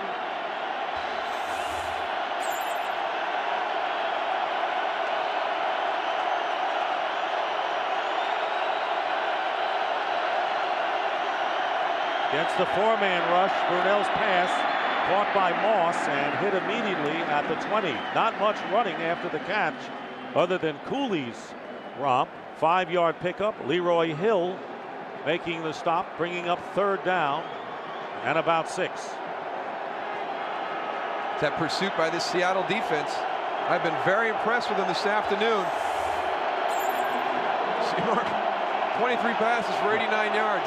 It's not a down-the-field offense. No more dink and dunk, although they ended up with a big play to the dink and dunk H-back. Third down and 6. And Brunell, he's chased from the pocket and fires across play, and it's knocked away. And it's caught for the touchdown. Santana Moss. Moss makes the catch off the deflection. And the Redskins get their first touchdown of the game. I cannot believe this got through all that traffic. I think Dyson might have got a hand on it. Mark Brunell, when he let this ball go, he had to be like, oh boy, I'm going to get it when I get to the sideline. Watch this thing come in. There's everybody. Tip, bang. Unbelievable. Great hand-to-eye coordination by Santana Moss. Concentration, and the 20-yard pass from Brunell to Moss gives a big boost to the Redskins back in this game. And John Hall looking to add the 10th point. And very early here in this fourth quarter, the Redskins respond. The big play to Cooley, the deflection, touchdown to Moss, and the Seahawks lead is 17-10. Redskins battle back to cut the Seahawks lead to 17-10. With only about 3 minutes gone by here in this fourth quarter. John Hall will kick off, and Josh Scobie goes back deep. That scoring drive, 76 yards, all 76 accounted for by Chris Cooley and Santana Moss. 2 of the 3 threats along with Portis going in. Scobie on the return, loses the ball, And the scramble is on. Wait for the official signal. I tell you, if a Seahawk comes out of that pile with it, he's a heck of a man to be down there. Because that was all Redskin players around that ball. Redskins get it. And the turnover, so the Redskins recover on Scobie's fumble. Little bit loose. Comes in, gets a hit right on the ball. Trying to bring it up and tuck it away. It squirts out. Greg Williams said, if we're going to win tomorrow against Seattle, we've got to generate 3 turnovers. Well, they're getting There's it. number 3. John Hall, the kicker, recovered it for the Redskins. So Hall recovers, and the Redskins will have a first down on the Seahawk 40-yard line. And you can see the reaction of the Washington bench.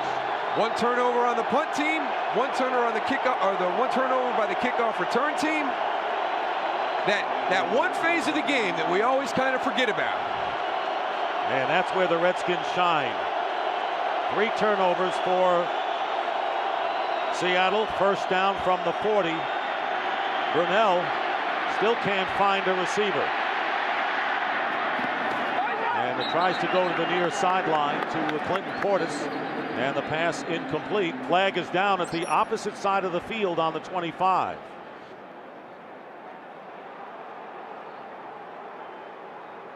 Ron Winter, the referee, going over to check the flag. Prior to the pass, illegal contact, defense number 21. A 5-yard penalty and a first down. Andre Dyson working against Moss. There is the contact. Moss going right into Dyson. You know, he's got as much right to that spot of real estate out there on the field as Santana Moss. I don't know if there's a speed bump call, but here's the recipes for success for these guys during this 6-game win streak, and they're doing it all today. Look at the sacks, but the takeaways that they've had today. The offense starting on a short field. Washington's offense has really struggled going the distance. That's why that last drive of 76 yards was very impressive. But the other one was a short field on the fumble punt. Now they've got another short field. End around to Santana Moss, stops and then goes upfield and picks up only 1 when all is said and done. Greg Terrell making the play. So the Redskins have lived on the short field during this 6-game winning streak, including the Tampa Bay win last week. Remember, they started the game having to go the distance and could not make any kind of headway. Well, after a real big defensive battle in the first half, we're starting to see the offenses start to have a little bit of success. 2nd down and 9 on the Seahawk 34. Looking one way, here's Cooley, and Chris Cooley is tackled a yard short of the first down by Lofa Tatupu. Ray Brown was out front blocking, and the Redskins gained 8 yards. Chris Cooley out here, going to get into your screen again. It's that it's one of the plays that these guys run all the time. Slips out. Ray Brown out front. Got a little sidetracked. Can't put the big man out in space on a defensive back. Don't you dare point out a guy who's been in the league 20 years, Moose. I thought he was going to light him up. I didn't know he was going to. That's putting a guy out there with a chance to be unsuccessful. 3rd down and 1. Taylor Jacobs is back on the field. 3rd and 1, and the pitch is to Clinton Portis, turning the corner. First down, and Portis is driven out of bounds by Michael Boulware, but he gets 2, and a first down to the 23 of the Seattle Seahawks. You get these plays on the perimeter, and sometimes you'll bring in a guy to crack. You're going to have Robert Royal come in and crack this side. Now that guy's got to tell him 88's coming in. You give him the crack call so he knows and he can fight across the face. If not, you've sealed that play off from the inside out. It allows Clinton Portis to get on the edge with enough yards for the first down. And Chris Samuels with a key block as well. First down on the 24.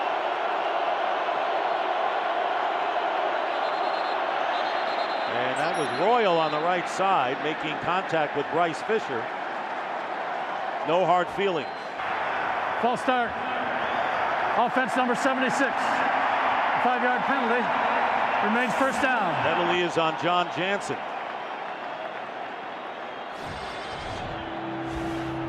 The statistical story right now is tightened up. Neither team is nearing 100 yards And the Redskins within 30 of the passing yards. Tight game, first down and 15 following the penalty. Back at the 29. And here's the pass to Liddell Betts. And Betts getting inside the 20. Short of the first down by about 5. Boulware again making the play with help from Fisher, but a 10-yard pickup. They've gotten so good at running this plays. They're giving everybody a chance to run that little slip screen on the outside. We've seen Taylor Jacobs get a shot at it. Liddell Betts had one. Cooley had one on the other side. Darryl, I think it's amazing what the Redskins are doing with limited offensive ammunition. Well, they're starting to get the other people involved, and that's something they needed to do a little bit early. A little bit conservative early on with their game plan again, but then all of a sudden they recognize the fact it's going to be hard to run. They've let Mark Brunell have a little bit more freedom with some plays down the field. And here's Liddell Betts on the inside running play off the shotgun. No gain. Hill and Babineau, the cornerback. Seahawks leading the Redskins 17-10. You know, those little dump plays, Moose, that we keep seeing to the outside, that really wears down the defensive line, because you've got to go take on the offensive lineman and run constantly from sideline to sideline. I think that's what the Washington Redskins are trying to do, is wear this defense down a little bit. They're bigger. They may be smaller and athletic, but they're trying to do just that. Third down and 4. And Brunell's pass off the hands of Santana Moss. Wow, you can see that one coming all the way across the field. And that will bring up fourth down, and you know, sometimes you put your faith in your quarterback that he's not going to hang you out like this. Not only does he have Marcus Trufant walking right up to deliver the big hit, but he sails it a little bit on top of that. So Santana Moss has got to expose himself. I tell you what, Marcus Trufant really could have taken a shot at Santana Moss on that play and didn't get him nearly as good as he could. Probably why he avoided that penalty. So Brunell comes out, and John Hall, who has a 26-yard field goal thus far. This will be a 36-yard attempt. And looking to bring the Redskins to within 4. And a flag thrown in the end zone, the direction in which Hall is kicking. Ron Winter. There is no foul for delay of game. The ball was not ready for play because of the wet conditions. Common sense move. Blame it on the rain. The rain is probably the lightest it's been since it started to come down at the top. So here it is, 36-yard attempt for Hall.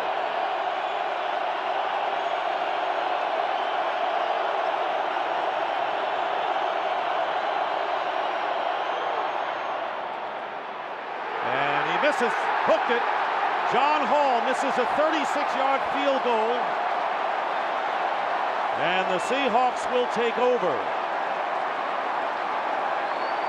In a game like this, those kinds of misses are critical. Well, you'd stolen all the momentum back. You have that long scoring drive. You cause a fumble on the ensuing kickoff. Your offense comes down, has an opportunity for points. John Hall, I mean, look at him. He knew he pulled that one. Something looked like it was wrong with his mechanics all the way. Now, this isn't a high-scoring game, so when you have a close game, which the defenses have dominated, 3 points looms large. So the Seahawks take over on their 27, still leading by that count of 17-10. And now Sean Springs has come back to the game at cornerback for the Redskins. Maurice Morris ducking under, picking up a couple on first down.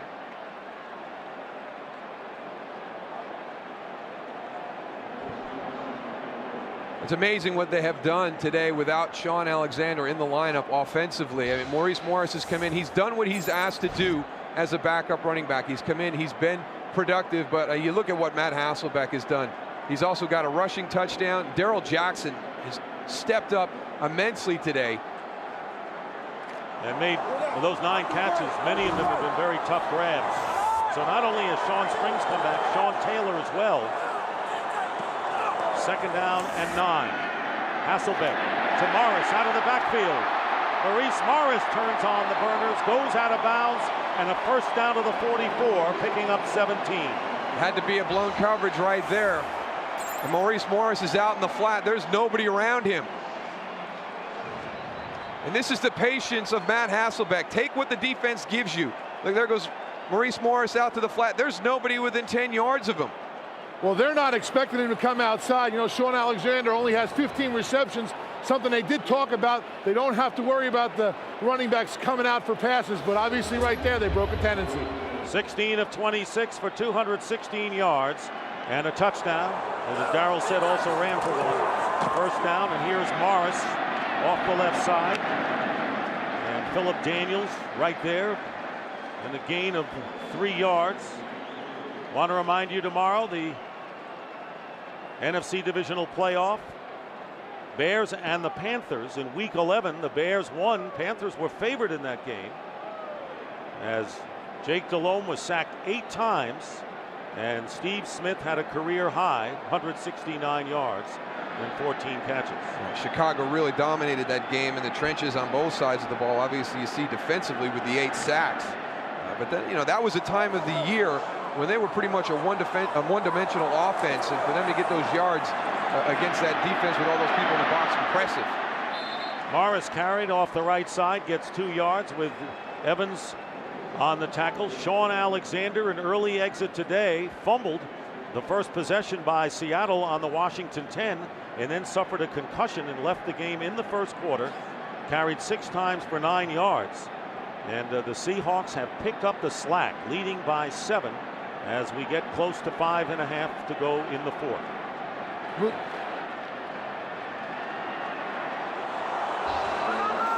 Third down and 6.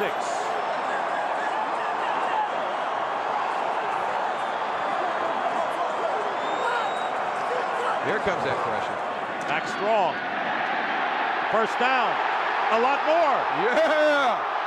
Max Strong gets an opening, and that's one of the things you talked about. The audibles by Matt Hasselbeck to a run really calmed him down and made the Seahawks more effective. And the reason you don't like to bring pressure is against the running team is you get all these guys up inside. If you can break that initial wave, there's nobody else behind. A poor angle by Omar Stoutmire allows Max Strong to get on the corner, and then, you know, you're into the secondary. There's nobody else there. Omar's got to make that play, came underneath, and once he got around there was no support. Good for 32 yards, and the Seahawks with a first down on the 20. That's a career-long run for Max Strong as Morris tests the middle of the line, and Washington is there. That might be a career total for the game rushing for Max Strong. Those fullbacks don't get much respect, do they, Moose? No, no. And an injured player is Cornelius Griffin, who missed a couple of games with a hip flexor. But a huge run from Max Strong, who's going to his first Pro Bowl, and well-deserved. We'll be right back.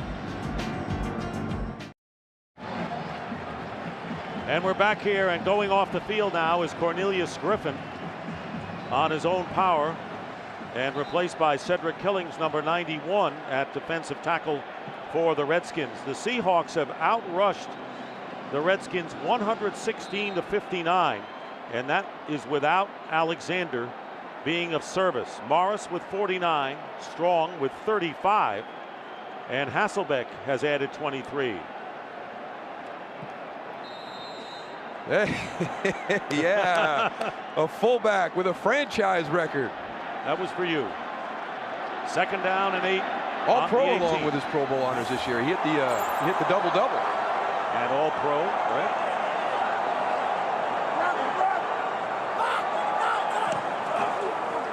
Morris with strong blocking, doing a great job. Flag goes down, and Maurice Morris is stopped at the 16-yard line by Daniels and Taylor.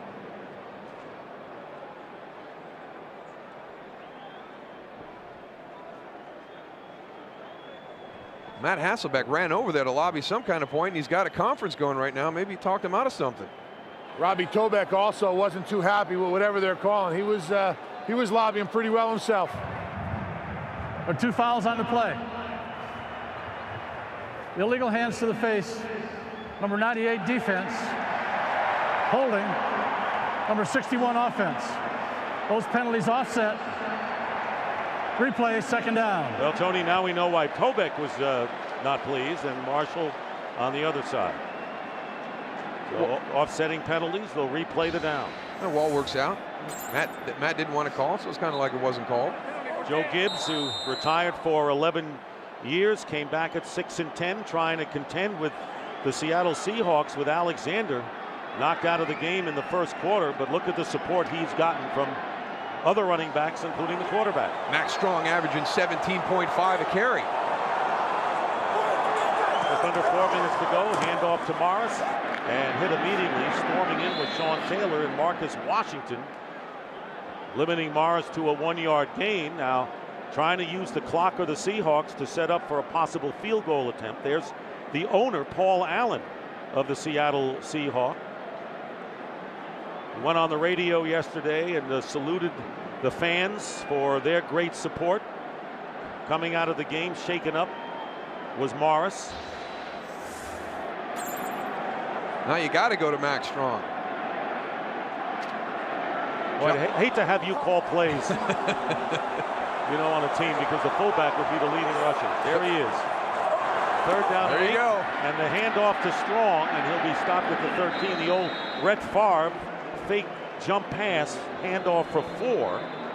Prelo on the tackle, and a timeout called by the Redskins, stopping the clock with 2:58 to go. And the one person we haven't called his number quite a bit this afternoon is Marcus Washington. I mean, he's been a huge playmaker for the Redskins, and he's had a quiet afternoon today. Don't forget, tomorrow it'll be the Panthers and the Bears. Nathan Vasher intercepted a Jake Delhomme first quarter pass, returned to the 8-yard line, set up Hussein Muhammad for a touchdown. Vasher, another interception, leading to a field goal. It was 10-0 Bears in the first. Panthers' only score was a field goal in 4 quarters. 8 sacks, as we mentioned, against Jake Delhomme. And the Bears won it 13-3. It was their 6th straight win in an 8-game streak.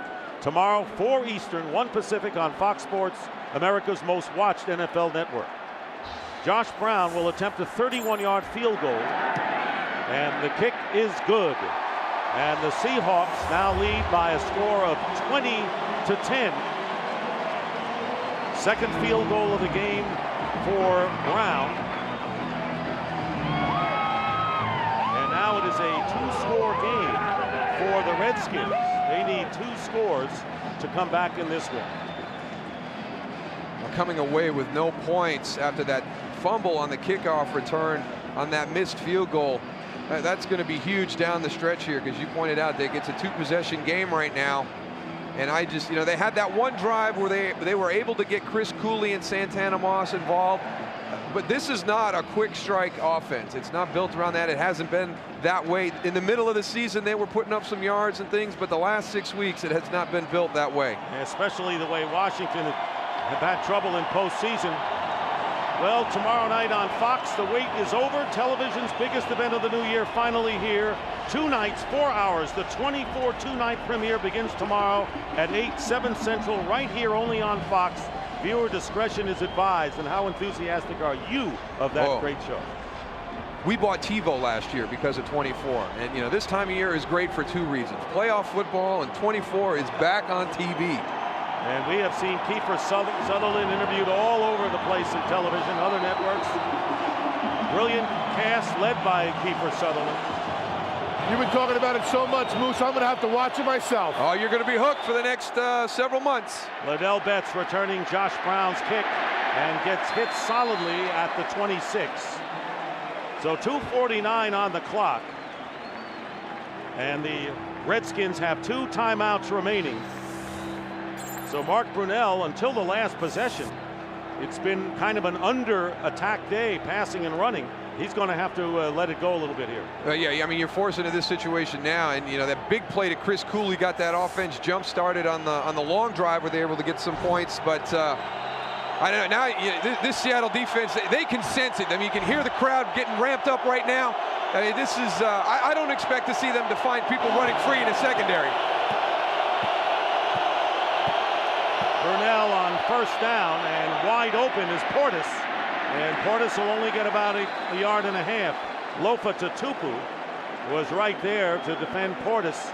And the hurry-up offense now. It'll be 2nd down and 8. This is an opportunity for Seattle to bring some pressure. You don't want Mark Brunell in the backfield. They're feeling comfortable. He'll pick you apart.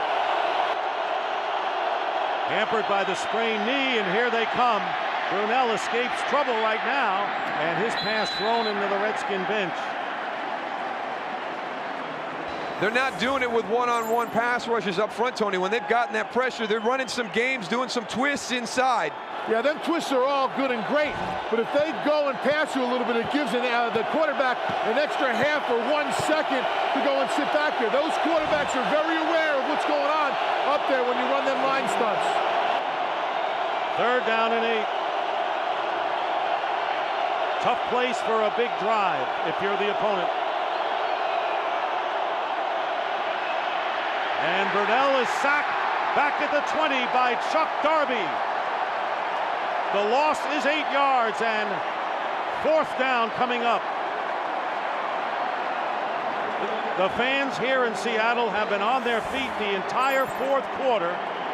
They lifted the 12th man flag, emblematic of this great fan support, which also includes a fan not expected to be that in Sean Alexander today. These fans are really pumped up, like you said, Dick. They've been up on their feet the whole 4th quarter. They're ready to go today. 2-minute warning. We'll be right back. 2-minute warning. The Redskins need 2 scores, but their season on the line right here, starting from the 20-yard line, or at the 4th down and 16 from the 20. They've got to get up to the 36 to stay alive. Mark Brunell looking downfield, fires it up. Santana Moss makes the catch to the 40-yard line of Seattle. And there is Brunell hobbling upfield, and a 40-yard pickup as Moss, almost like a street yard game that you'd see. Well, Mark Brunell does a great job keeping that play alive. Great chemistry between quarterback and wide receiver, adjusting on the play. From the 41-yard line. Again, Brunell has to ad-lib, but flags are down. The pass caught by Portis. Clinton Portis still on the run. It gets inside the 15, but 2 flags are thrown down at midfield. I think we got offensive holding, and it's coming back. Holding. Offense number 60. 10-yard penalty. Repeat first down. So instead of the huge gain, and you kind of felt it here, Chris Samuels called for the holding penalty, and they'll bring that one back. Matt Hasselbeck, who has thrown for 1 touchdown and run for another, and Darrell Jackson having a playoff record game with 143 yards, a touchdown catch, and 9 receptions. So it's 1st down and 20 now after the penalty on the Redskin 49.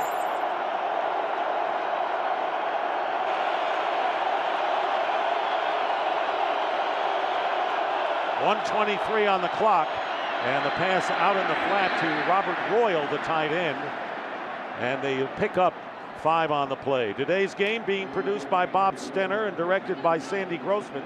The associate director is Charles McDonald. The replay producer is Larry Lancaster. The sideline producer is Robert Slosby. The associate producer is Wayne Wilson. The broadcast associate, Corey Brocious. The technical producer is Bob Mueller. 2nd down and 16 on the 47 of Seattle. Time a major factor here with 1:18 to go. And Brunell going back and goes up the middle, caught by Liddell Betts, and gets a few extra yards inside the 40. It'll be 3rd down, and now the Redskins will call another timeout. Here is the scoring recap, and mistakes early really hurt the Seahawks. 3-0 lead as a result of that turnover on Hall's field goal, but then Darrell Jackson with a 29-yard touchdown run. Hasselbeck made it 14-3, and then Brunell hit Moss off a deflection. It was 17-10, and then the field goal makes it 20-10. And the Redskins are down to 1 timeout remaining. By the way, the pregame show was produced by Scott Ackerson, directed by Bob Levy. The studio technical supervisor is Jack Simmons. The senior producer is Bill Brown, and the executive producers of Fox Sports are Ed Gorin and David Hill. And we'd like to thank our spotter, Chris Visser, our statistician, Rick Odioso, and Mike Eldridge in the truck as well. Great job by everyone. 3rd down and 7 on the 38. Obviously 2-down territory. The flip to Royal. And Royal is upended short of the first down at the 33 by Trufant and Boulware. So now with 54 seconds remaining, the Redskins use their last timeout. It'll be 4th and 2. Never forget that Cowboy game earlier this year against those Redskins. You know, I think everybody had them counted out in that in a 2-possession game late in the game, and they somehow found a way to pull that one out. So this thing, even with 54 seconds left and them needing the 2 scores, I wouldn't go anywhere just yet. I've seen it happen before with this group. This team has won 6 in a row. They were counted out at 5 and 6. Meanwhile, the Seahawks, after losing the game at Green Bay to finish up the year, had won 11 in a row. Joe Gibbs and Mike Holmgren, 4 Super Bowls between them, with Joe Gibbs capturing 3 with 3 different quarterbacks. Speaking about a guy who knows how to coach quarterback. Yeah, great offensive coach. 4th down and 2 from the 33.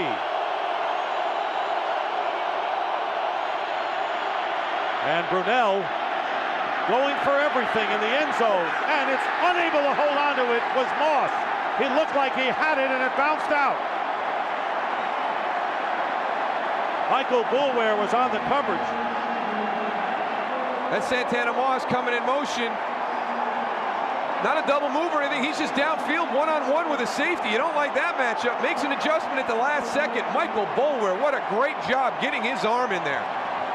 But Moss was there, and now the Seahawks will take over on downs, and now we have to go back to the missed field goal by John Hall, 36 yards out. In a game like this, points are precious. Could have brought the Redskins to within 17-13. Josh Brown makes the field goal, and then they would only need a touchdown and an extra point to tie the game. But right now, the Seahawks can run out the clock. Redskins are out of timeouts. I think this really kind of defines what this Seahawks team has been about this season. Not in seasons past, but this season. They're able to overcome adversity. They can make amends for the things that happened. Sean Alexander goes out early in the game. They're down 3-0 in the turnover battle in this game. Somehow find a way to fight all that adversity, and they're going to be hosting the NFC Championship game here next weekend. For the first time in franchise history, Darryl, and this is a team in which Mike Holmgren didn't know what his future was going to be. A lot of changes had to be made. They took away his general manager's job and became the coach. Is he going to continue that way? Matt Hasselbeck grew. Huge game for Seattle. And for the Washington Redskins, well, how longer could they dig down deep? Their streak ends and their season ends, and the Seahawks move on. Final score, the Seahawks 20, the Redskins 10. Seattle move on to the NFC Championship game, and we'll be back here at Seattle following these messages.